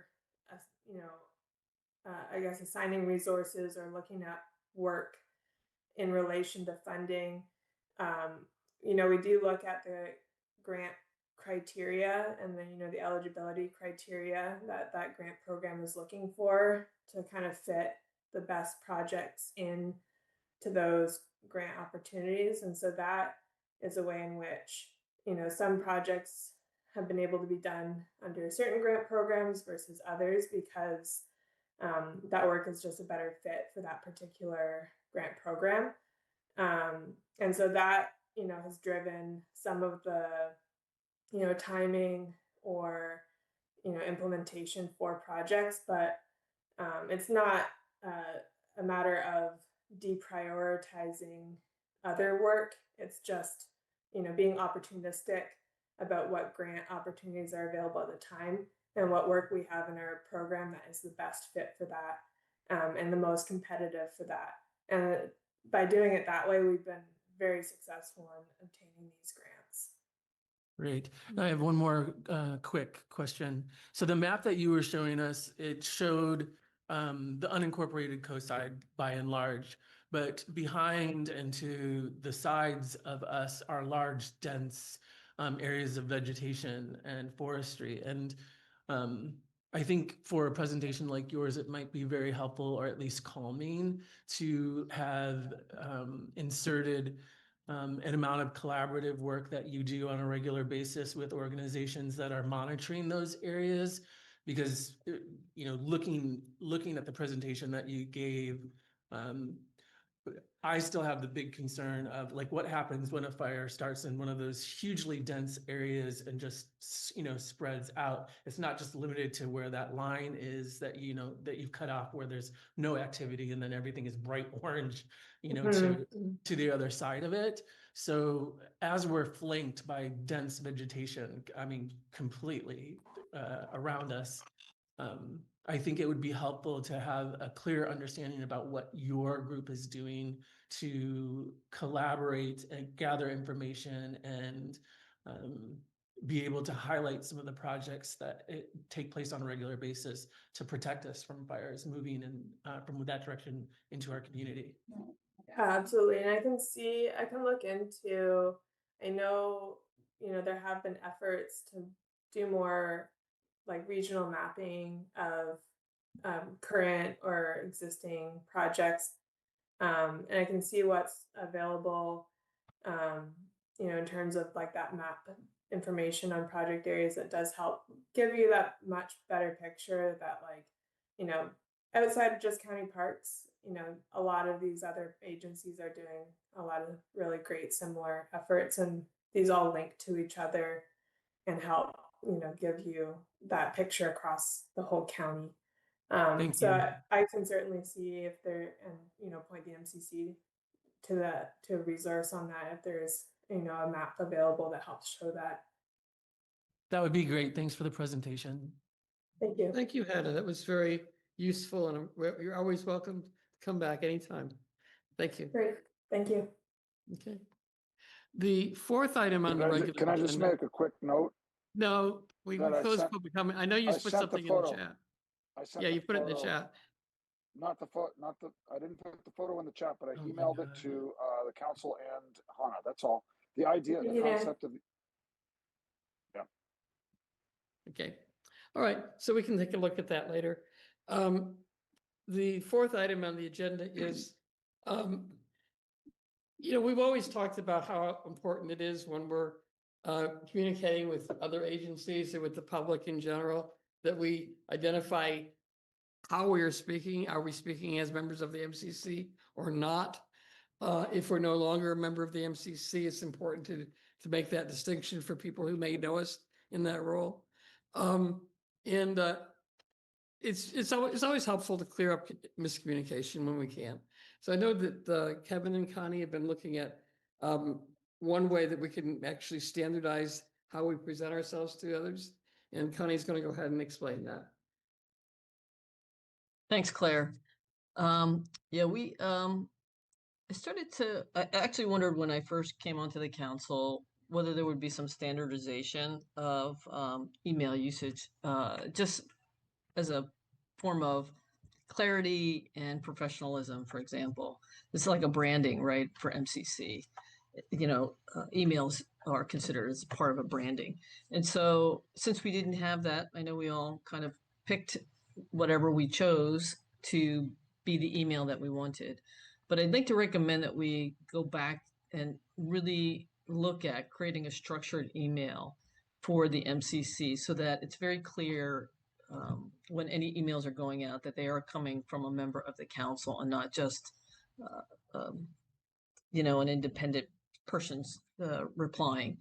So I did do a little looking around, and with the help of Kevin and with Dave, Dave has also been instrumental in helping me kind of look at some of these things. I was hoping that there would be some ways in which we could actually create an email that would be a name at mcc.com, mcc.org, for example, as you would see in a normal corporate type function. But it is a little cost prohibitive to do that based on our amount of resources and funding available because of the number of us, 7 of us, and the amount of storage that we need. So it appears right now, at least at the time being, we need to continue with leveraging Gmail. And so what I would like to suggest is that we come up with a structure, something similar for each of us that would have something like MCC in the initial part of the name, like MCC, Chris R at, gmail.com, or MCC Connie S at gmail.com, just so that there's consistency from the information going out. I think it just lends it an air of professionalism, prevents misunderstandings of where it's coming from, the emails. It kind of helps build trust and credibility in the group as a council. And so it's something I'd like to propose that we take up, and that as part of that, when you leave the council, that email, you agree that that email will not be used, ongoing, because that is really considered an MCC email to be used and not as a personal email.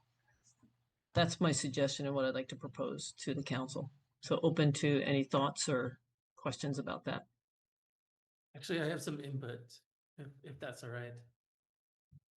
Sure. Oh, wait, go ahead. Scott, you had your hand up? So my email is scottbollinger@mcc@gmail.com. Can I keep that? Is that good enough? Or do I have to move that MCC to the front?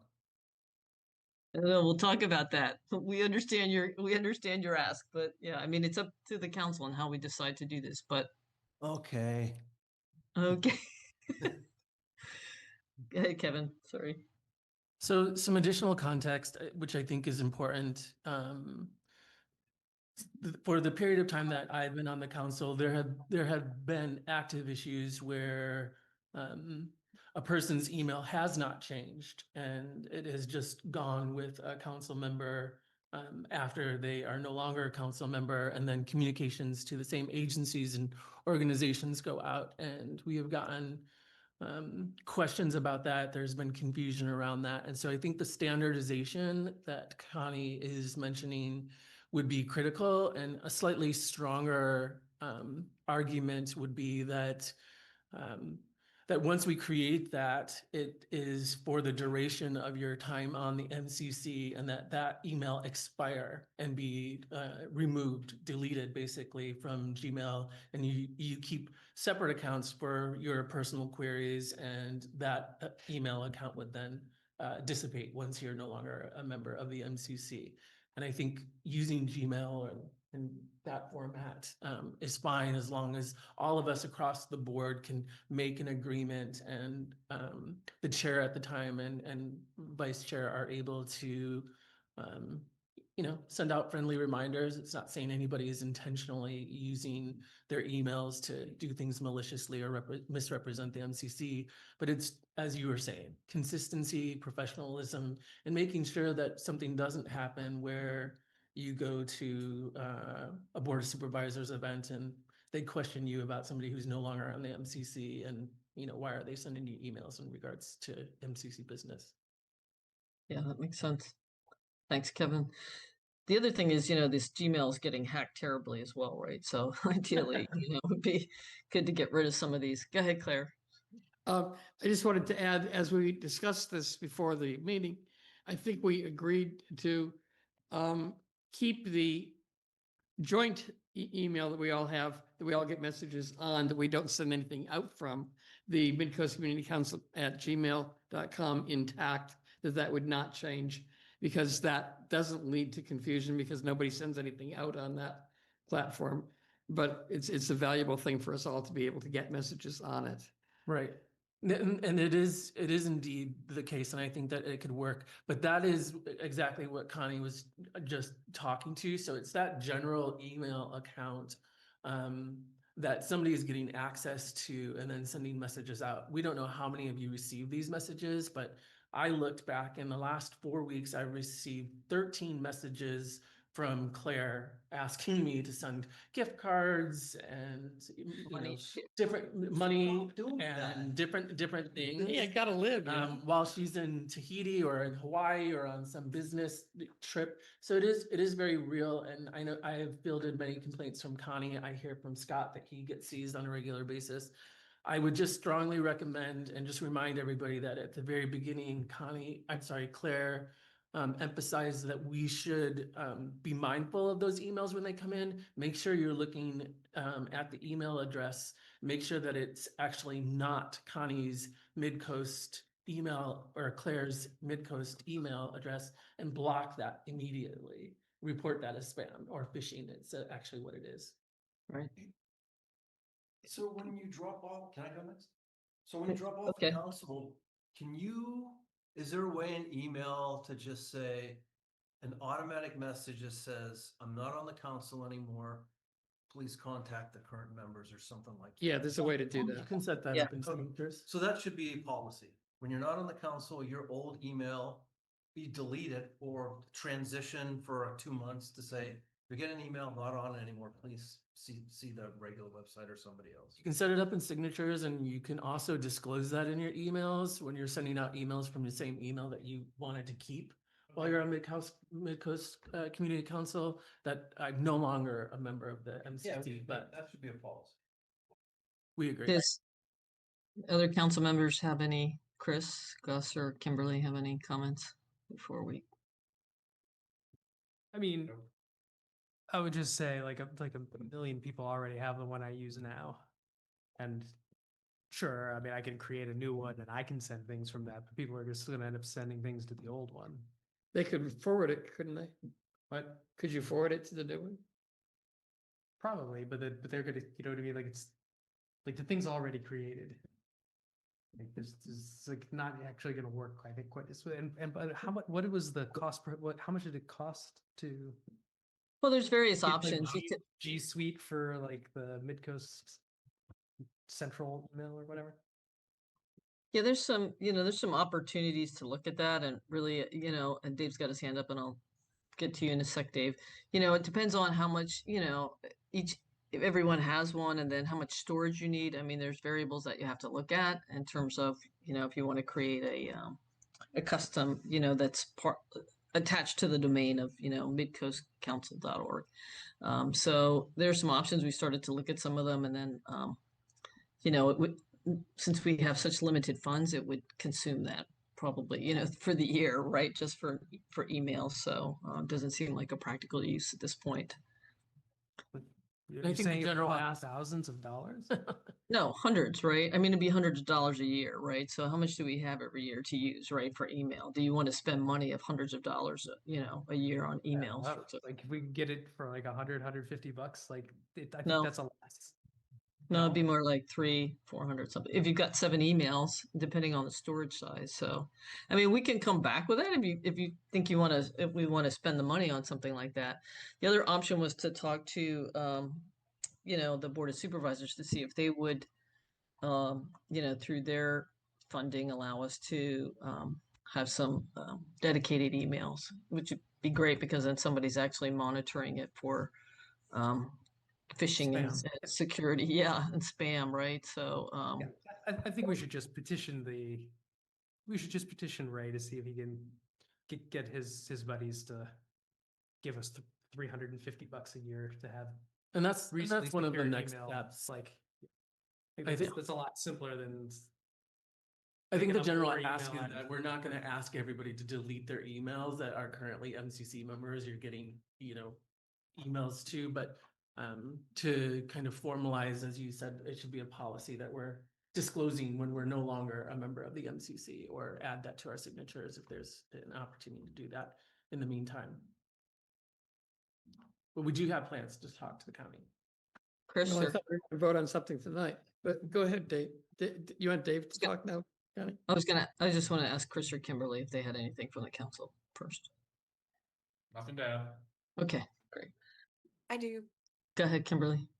So I don't mind the idea of, having a structure for how we create a Gmail account. If they're all structured the same way, I think that makes sense. I'm a little nervous, like Gus, about after 3 years of council emails, having to switch, midway to a new one. It makes things a little complicated.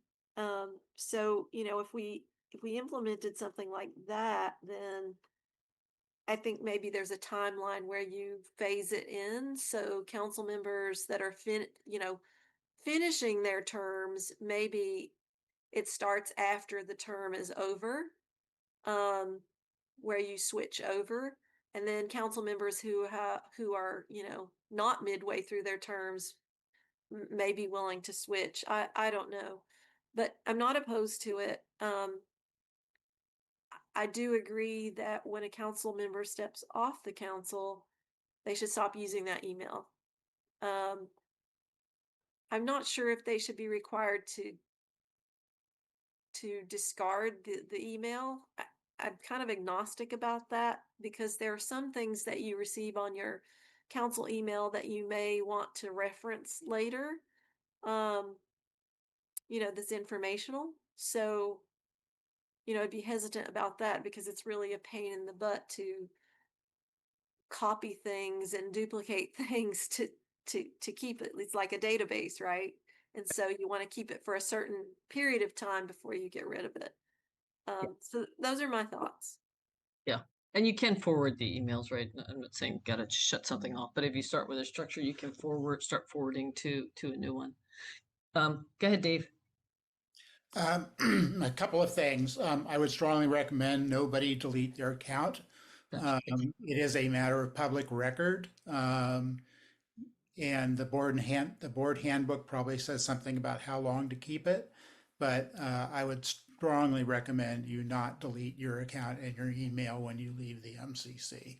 You can go inactive, but I would strongly recommend you not delete it. Certainly talk to your liaison at the county manager's office or your legal liaison before you do that. I wanted to point out something that Connie and Kevin heard from me. If you go with some kind of a domain-based email system, somebody has to maintain it. Yeah. And the MCC has a constantly changing personnel, and having somebody maintain it constantly through the duration of the MCC is a non-trivial issue. That's why I said if you wanted to go that way, you should try and get the county to set one up for you. Right. I also want to point out Gmail is not being hacked. These emails that you get that are from Claire or somebody else can happen with any email system, including corporate, including your own domain. It's just somebody putting a name in there with a random email address. And there's no way you can get rid of that. There's absolutely no way to get rid of that except to look at it.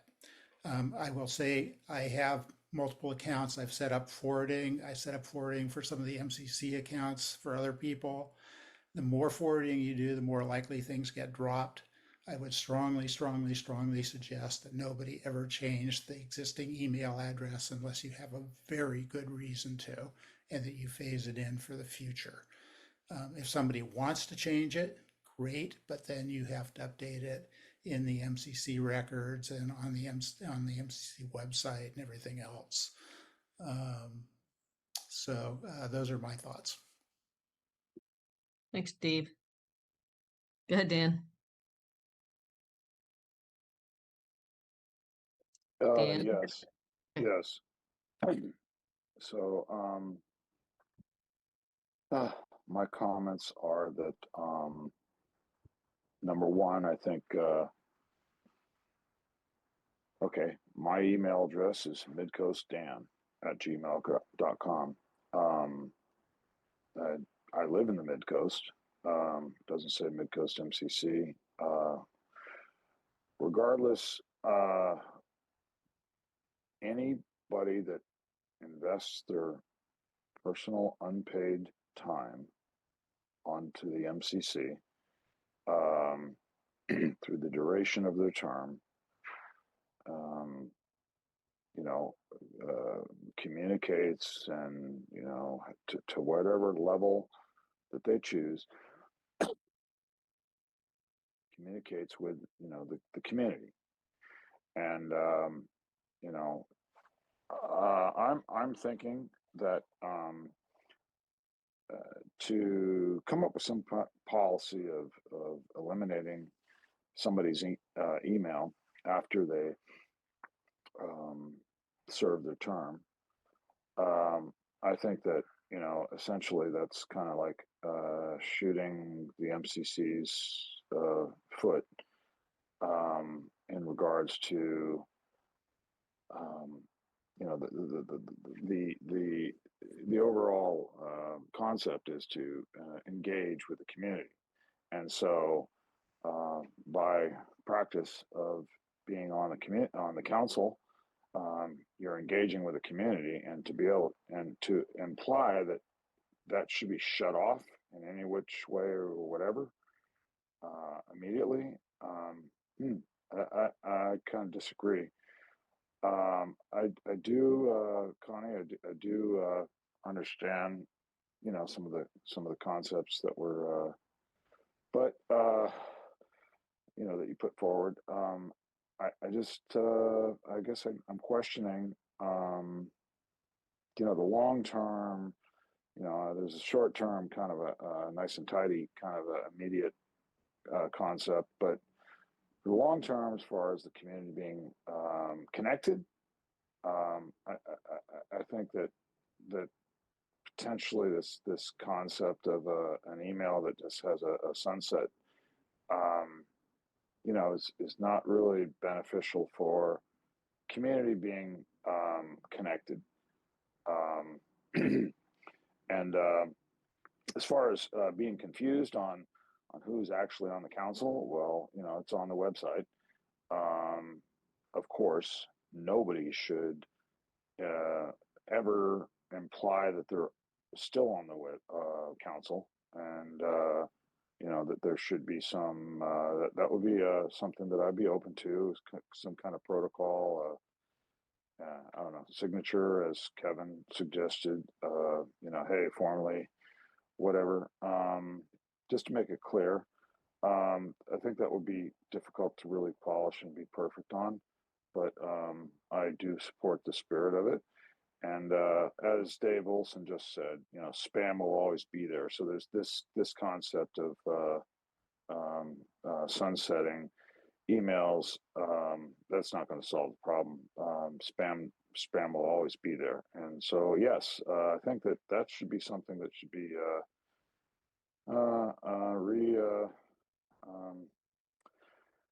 something on like a, I don't know, occasionally mentioned at the MCC meeting, just because, yeah, there's some pretty polished spam out there, and you know, I mean, I got thousands of them.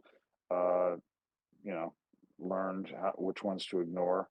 And if there was a serious thing, you know, phone call is probably best.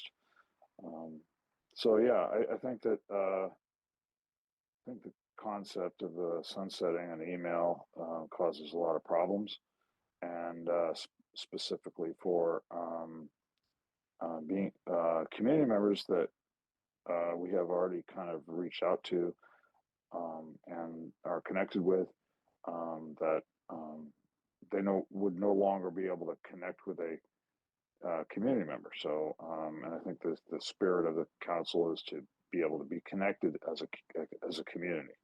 And so that's all I have to say. Thank you. Thanks, Dan. Crystalline, go ahead. Hi, thank you.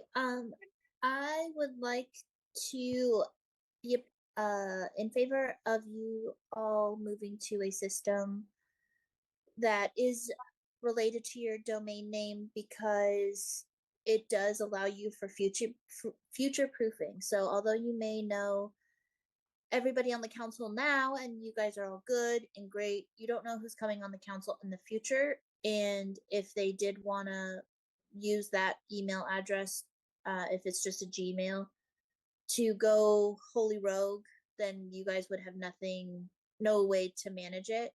And then to Dave's point about the fact that you need to keep it for a certain amount of time, even after you've left the council, if that person doesn't give you the password, then you guys are not able to access those emails anyway. So if somebody's able to manage the domain, also to Dave's point, yes, you do have to have somebody who can stay on top of it and manage it year over year. I will note that Pescadero Council has had their emails domain based for quite a while. I want to say they flipped maybe 3 or 4 years ago. So it might be worthwhile chatting with them, to see what system they use and the cost. Because I believe that you both still get the same amount of money from the county. And I do believe, and I could totally be wrong, but I do believe that I heard that if you guys were able to show an expense to the county, that they would consider upping your amount of money to cover that new cost. And I think the cost of email management for this would totally fall in that. And I think you'd have a good shot of getting that additional funds. A Google Workplace account, I looked it up. It would be $588 a month, or I'm sorry, a month. No, yeah, $588 a year for yeah. 7 emails. And it gives you like 65 gigabytes worth of space. So that would be plenty for what you guys are doing. There also might be potential for you guys to share a plan with PMAC. Since you guys are in the same boat, that might be a way to go. Many email accounts allow you to add multiple domain names to manage. So if they have a good management plan, that could be an option as well. Right. So can I clarify our financial situation for a second? Sure. We have money in the bank. We are not getting any money from the county. We have not gotten any money from the county for a couple of years. The current understanding is that we will use the money that we have in the bank as we choose. And then after that money is gone, then we will enter into a relationship with the county where they will entertain our proposals for spending. So right now, if we spend any money, it's on us. Ray has, however, mentioned that he would be open to reviewing this line item as an additional cost. So Yeah, well, that needs to be straightened out because that is not where we stand at this point. okay, well, Connie, I have something formal for you at the next meeting. We're meeting with him in between. So thanks everybody. And it's really useful information. I don't see us needing a vote at this point. What we could do is just take it on to do some additional research, deep dive with the county and with Pescadero. So thanks, Crystalline, for letting us know about Pescadero doing that as well. Oh, I'm sorry. Go ahead, Kimberly. Sorry, I just thought of something else. In terms of managing a domain, I'm a little nervous about that. And the reason is I keep up with several city councils, and I know at least one or two of them, council members have had a problem with staff who manage the domain actually censoring them So I would be very nervous about having county staff manage our domain and having access to our email for that reason. Okay. The other thing to note is that, so for example, my email has MCC Connie in it. I would not use it after I left the council. But Gmail does, take stuff away too. If it's inactive for a couple of years, they drop it too. So I think, if you, to your point, if we need to keep historical data, it's something else that it does need to be managed somehow, right? So that's part of the process as well. I think we probably want to take a look at. So I get your point about, who maintains it and how we do it, but we can do a little bit more research, but did want to raise it up as a opportunity, I think, for us. And, we can do some additional research in terms of options. Connie, if I could say one more thing, I'm a little disturbed. Because my impression or my thinking has been that we all create these emails, and I would love to have a structured so that they all follow the same structure. But then when we step off the council, we don't use those emails anymore. And the reason, and while I respect Dan's opinion, the reasoning behind that is that the community members get used to seeing that email and they relate it to the council. And so you stop using that because when you use it, people are used to thinking that it's coming from you as a council member. Even if you're no longer listed on the website, there are a lot of county staff out there who don't necessarily check often to see who's on the MCC. So I think it is a good practice not to use whatever email you use for your MCC business after you step off the council. I have 3 other emails related to volunteer work for 3 other entities, and I try to use all of them specifically for that volunteer work. And when I'm done, that account, I'll use Surfrider as an example. You have to take forward anything you want to keep, and then they get rid of it, or it passes on to another individual. So,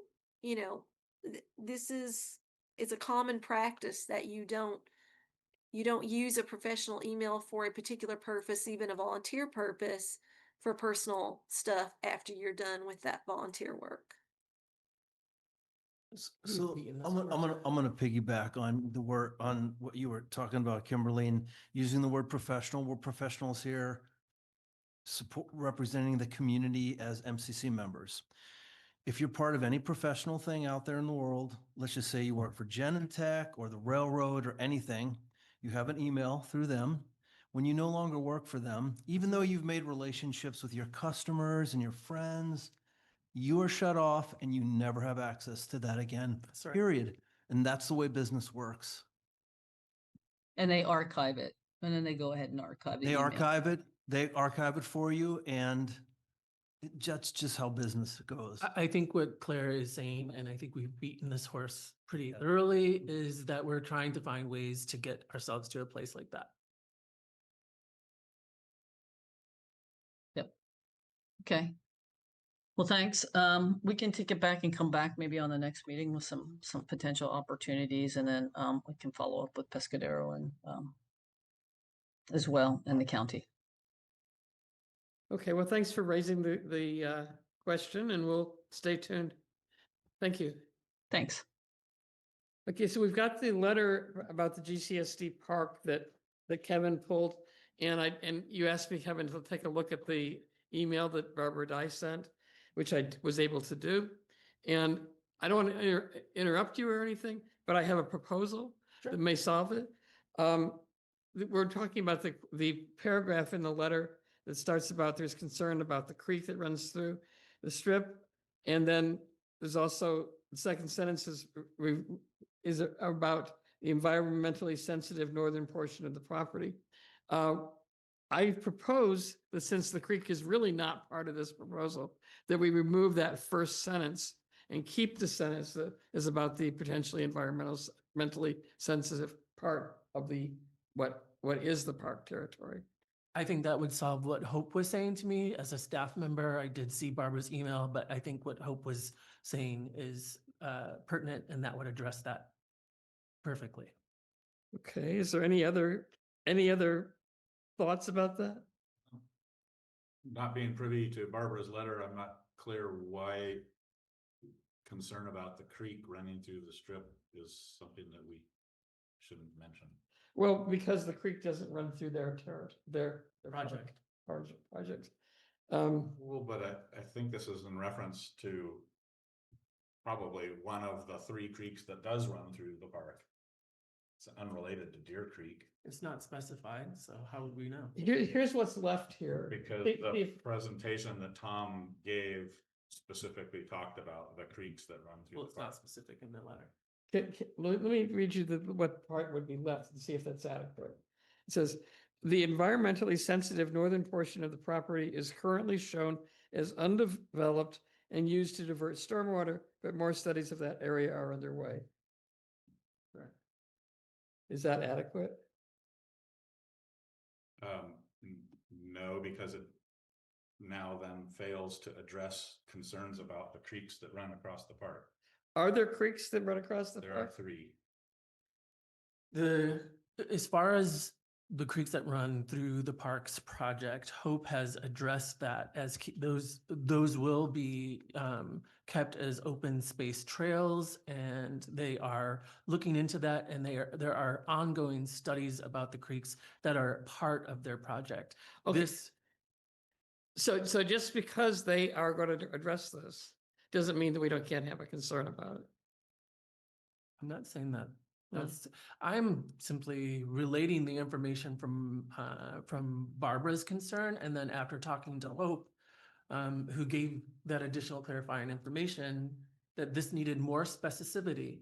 And you say, waterway or this, creek or this, thing, and you don't specify, and it was unclear.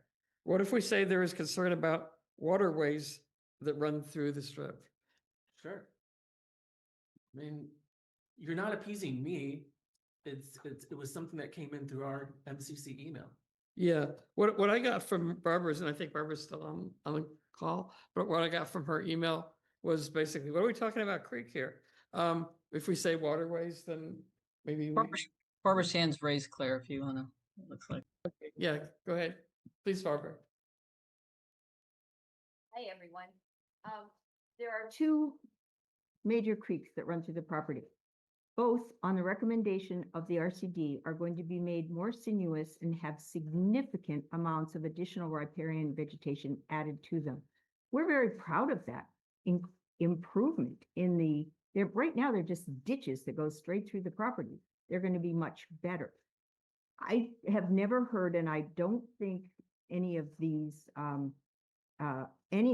reviews have talked about a 3rd creek other than the big one, Burnham Creek, that goes, in the southern area, in this property. I don't understand about the undeveloped northern end.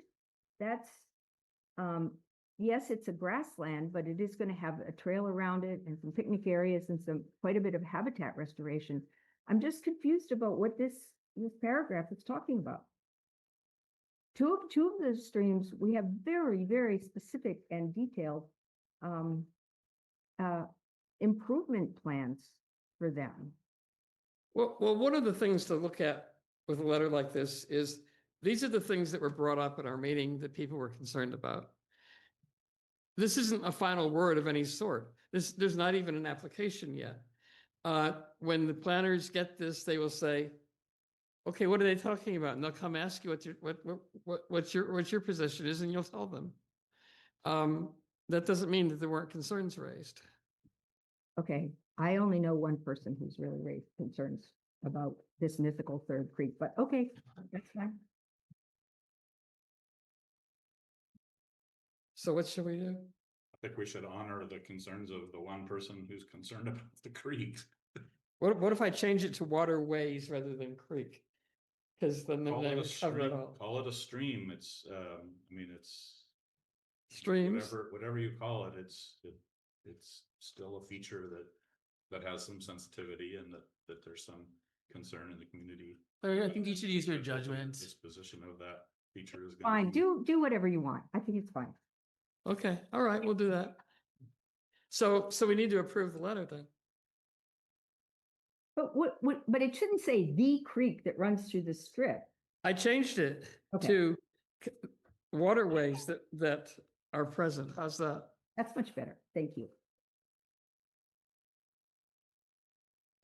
I would move that we approve that modified letter, that as long as Barbara's happy with that, I would, if we're happy with that, I'd be happy with it. Thank you, and I think The it's whole project. respectful of the GCSD for you to do that, and nobody's trying to take away community concern. There's simply somebody from the GCSD who's voiced an additional concern, and I think that you've effectively addressed that, Claire. Thank you. Okay. Do you want to second the motion? I second the motion. Any discussion? I have one more comment, which I take that, which is that the entire project is environmentally sensitive, and we need to pay attention to that. It's fine. Just leave it the way it is. It's fine. Well, it's been changed. I have a comment. No. We're voting. No, Can you call the roll, please, Connie? Allow. you're going to squelch public comment. Go ahead, Dan. Okay, so yeah, I believe it's Deer Creek, if I'm correct, coming through the North Burnham Strip.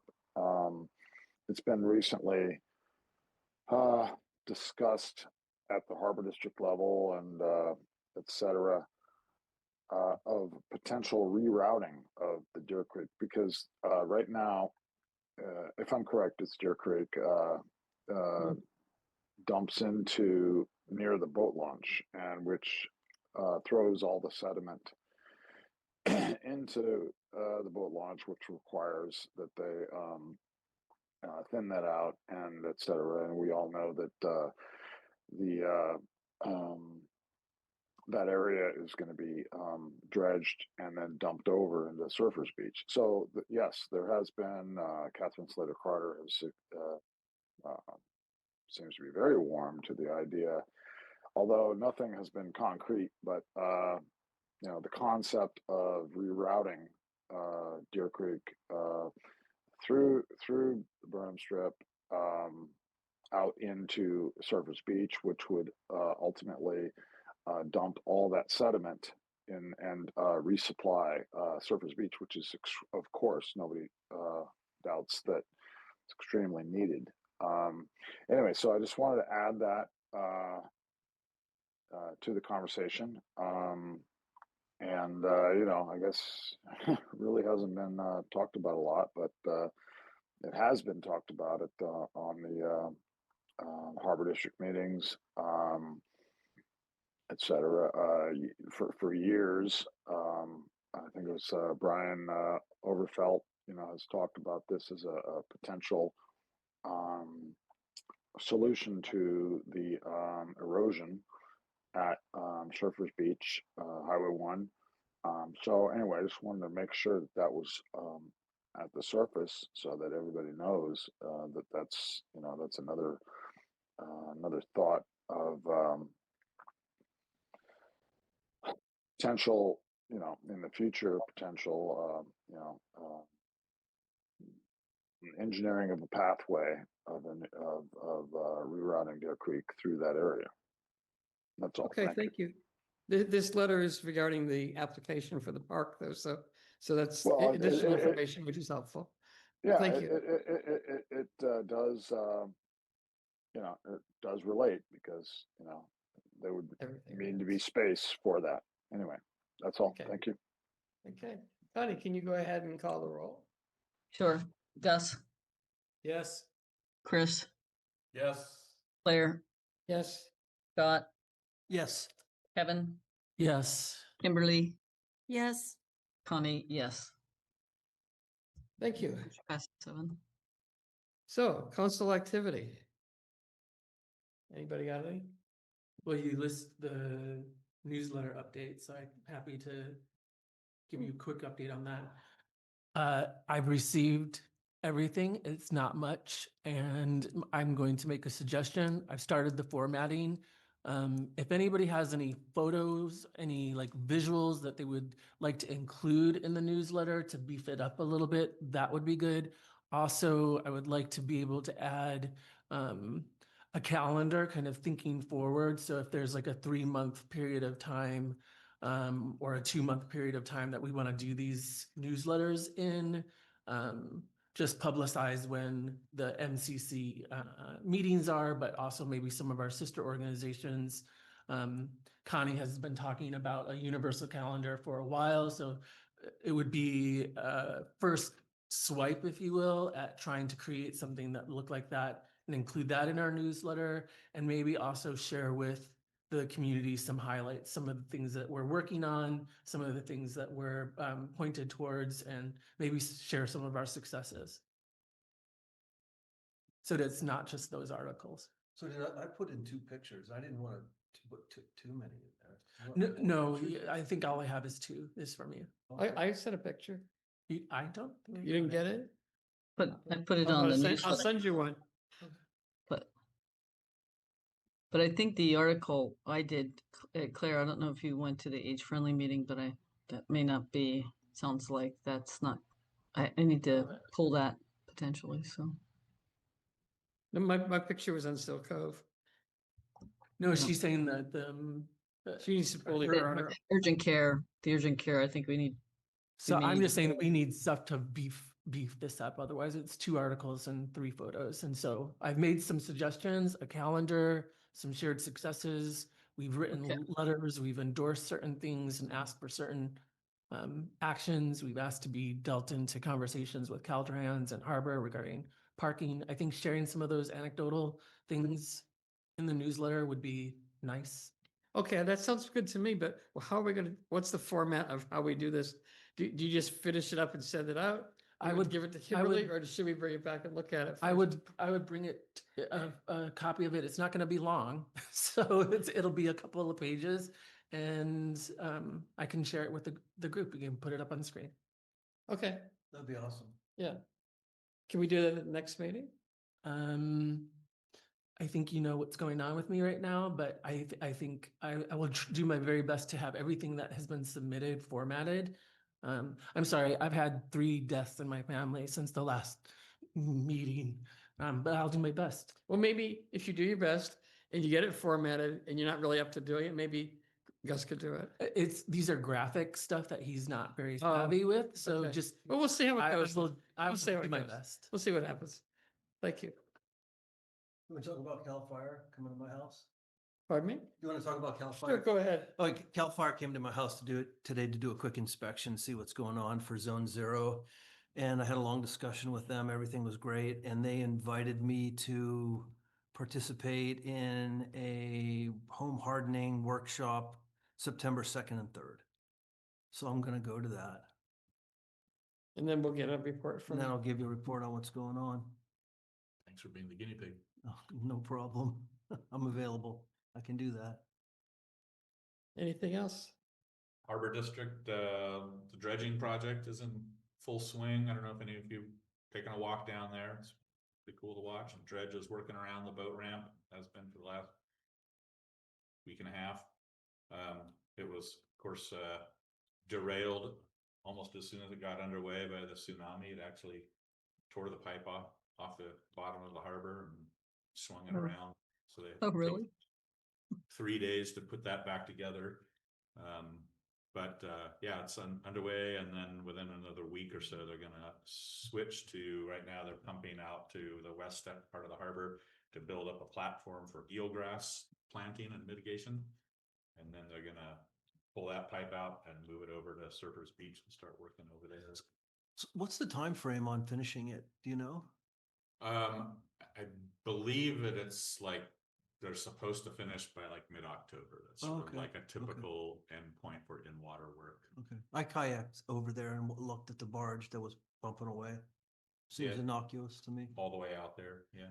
And the Yeah. birds are out there, like, Yeah, you know, nobody they're cares. different. Yeah, not even that noisy. So One of my neighbors did complain about it running through the night in late in the night. And I did reach out to Jim Pruitt to see if that's what was happening because we could hear, as I'm a little elevated on the hill there, we could hear the droning of it. So he said, yeah, they do have, in case anybody is interested, they do have been given permission to run through the night. So They're working around the clock so that they can Yeah. get it done. yeah. But by and large, the crew down there says that people have been very supportive and receptive to it. In terms of future agendas, the DPW wants to make a presentation and a request for our support for funding for the Moss Beach Corridor project, and they will probably be here next meeting. They would like to know if we have any questions for them prior to their arrival. So anybody that has any questions for them, please send me your questions and I'll make sure that they have them ready to address them. I'm also talking with the administrators of both GCSD and Montero Water and Sewer about coming and talking about what the future of sewer treatment is for us in light of the lawsuit, but that will probably have to develop over time. We've got your defensible space thing Yes, in September. yes. Other things that people want to see next time particularly? I'm hoping that we have an update on the telecommunications. And speaking with Ray, he said he would provide the update. Kevin and I are going to meet with them. On the 19th. Yeah. I don't know, Kimberly, if you're available. You won't be back by then, I'm presuming. Yeah, okay. You mean of September? Oh, no. no, August. No. August. Yeah. No.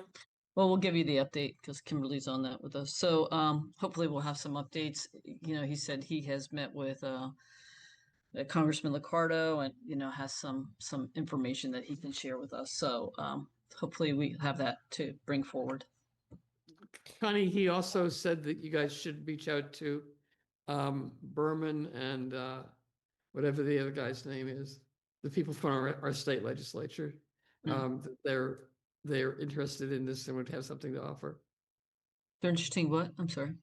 They're interested in this issue. They have some power over it, and Okay. it would be worth talking to our state legislators. Okay, so great. Thank you. Claire, could Yes. I ask clarification on something? Yes, You mentioned did you mention Chanda Singh, the letter? for about Moss Beach Corridor? Was that, you said DPW, is that what you meant? That's what I meant, yeah. Okay, I think what Chanda intended was that she provided a template and that we adjust that for, the council to send for funding support for the project. I'm not sure that she intended to give a whole presentation. Is that She is willing to do so. okay? We'll work on the letter before the meeting and have it ready for people to look at, but she is willing to come present the project again and answer other questions regarding the highway and DPW in general, if she knows what they are in advance. Okay, because it's very similar to what we did before, so I think Gus was going to tweak the letter similarly to what we submitted before. Is that correct? Yeah, I mean, I don't think it needs very many tweaks, but yeah, I can tweak it a little bit. Okay. I thought it was. She basically gave us the letter she would like to see, and I read it and I was like, oh yeah, I think it seems fine. It is in fact really just an update of the letter we sent last time. So We don't really have to have her come. Do people want her to come? I don't think she needs to come to this one. And I think if you read read carefully the email she sent us, I don't think she wants to come.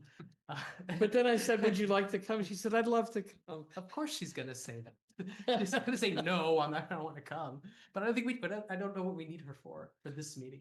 We do need her in October, November time, when she's gonna update us on when the thing getting to the next phase and all the environmental impacts and all that kind of thing. Like that we need her for. But this, which is just are we gonna send a letter saying, yes, county, please give, or yes, transportation authority, please give them the money to keep the project going? Like, that's all the letter says. It's really just like a light refresh of a letter we wrote last time and have already sent in the past. Like, what do we need her for? Well, but there are people here that weren't here then. But my other, the bigger question, my bigger Like, question. I'm happy is- to like give You fill them in. give, huh? give Get the update. update Give the update. on that. Yeah. Like, I Okay. just hate to drag her here on a Wednesday night for that. But let me ask you, Yeah. we have questions about, because Scott does at least, about the what is it? The multi-asset one, the other project. The one that goes from Half Moon Bay to El Granada. Is she involved in that, or is that strictly Caltrans? I mean, that's a Caltrans driven project, but I'm sure she's looped in on it. Like, it can't be happening completely independent of her. Well, what if I ask Scott's question and tell her she doesn't really have to come, but we would like an answer? Yeah, sure. Yeah. That's an easy one. That's an easy one. She would love to do that. Email would be a great way to resolve that. Okay. Claire, I have a Which one question. should we use? Just be sure you delete it after. I got it, check. Yeah. Just a quick question to you, on this list, is there anything that is more timely? I mean, there are things on here that I feel like we've gotten a lot of information on, fire mitigation issues, lighting seems to come up, telecom needs to make its way into the queue, but there's some other things. There's a question about, legal implications on, issues related to environment.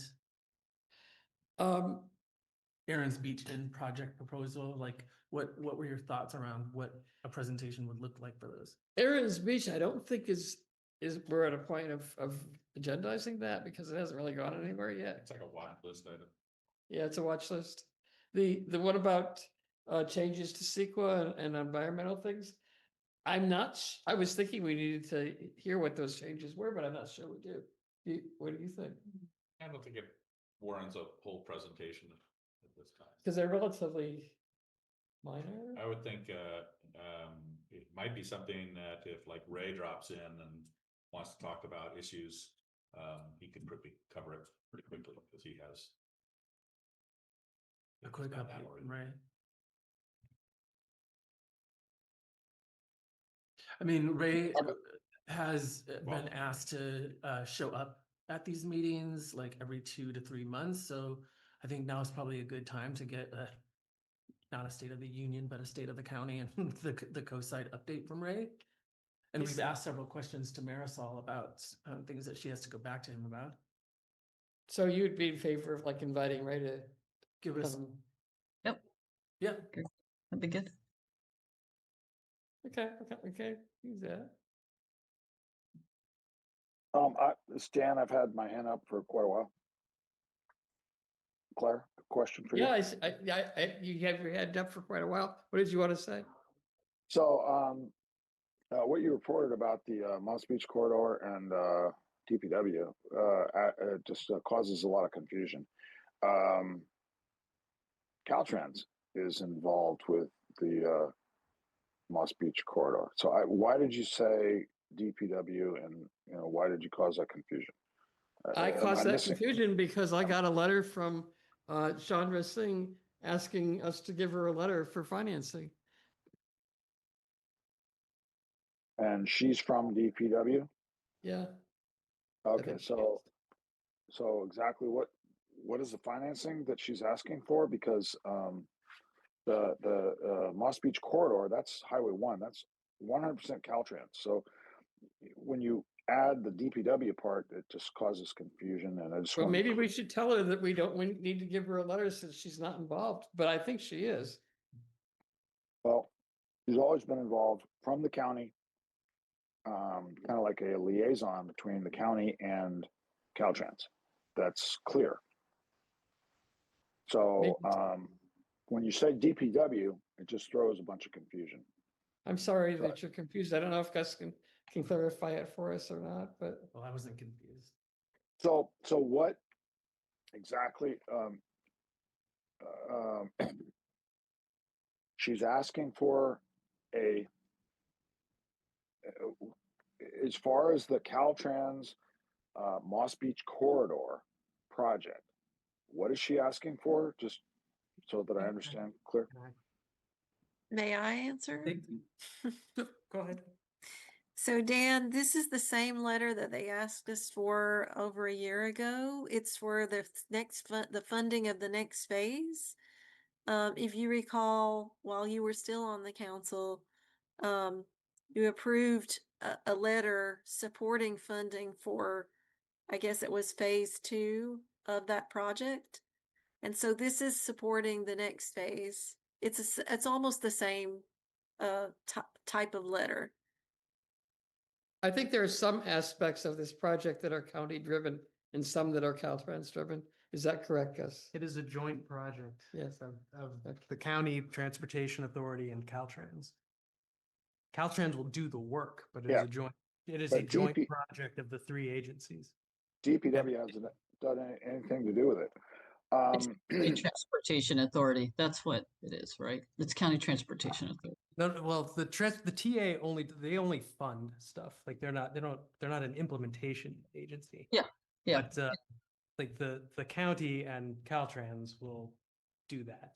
And she's part of that. Funds. She's part of that County Transportation Authority, correct? No, she is not. No. Shonda is not part of the TA. No. Her name's listed on the website. She may be on that, but she's basically DPW. Okay, no, that's fine. It Is says her term Chandra asking expired on 2026, so she's still listed, isn't it, on that as the advisory committee, community advisory committee for it. So maybe that's why. Is Chandra asking for an MCC letter to support a grant for this project? Yes. Okay. So my question would be, what would be all of the You know what, conditions? Dan, we're talking about the agenda right now. And what are the conditions of this grant? Because We're talking about the agenda. We're not talking about the letter. Well, you reported it, and I did report it. I'm just responding. I'm trying to clear up some confusion. Claire, can you add a line item to our next agenda to hopefully maybe just clear up all of Dan's confusion or the confusion around this, like what it's for, and just give a quick update on that for our next meeting? Maybe we need to have Shonda come explain it. I mean, I don't think that that's necessary. And Can I just add, just very quickly, 2 sentences? By the MCC approving a grant, you're approving. We're not approving a grant. Well, support. I think you will be, or you're supporting the grant, right? By supporting that, you are essentially saying, hey, go ahead, whatever the conditions of that grant, which I don't have any clue of, go ahead and just go ahead and move forward. So my question. It's a design grant. Design. Yeah. With every grant, there's always conditions that you. Well, we're not discussing it. Can we just go to, these are agenda items, please? Future agenda items. We're going down. I think we're pretty much done. You want to adjourn? Yeah, let's adjourn. Great, done. Awesome. Thank you. Thanks, everybody.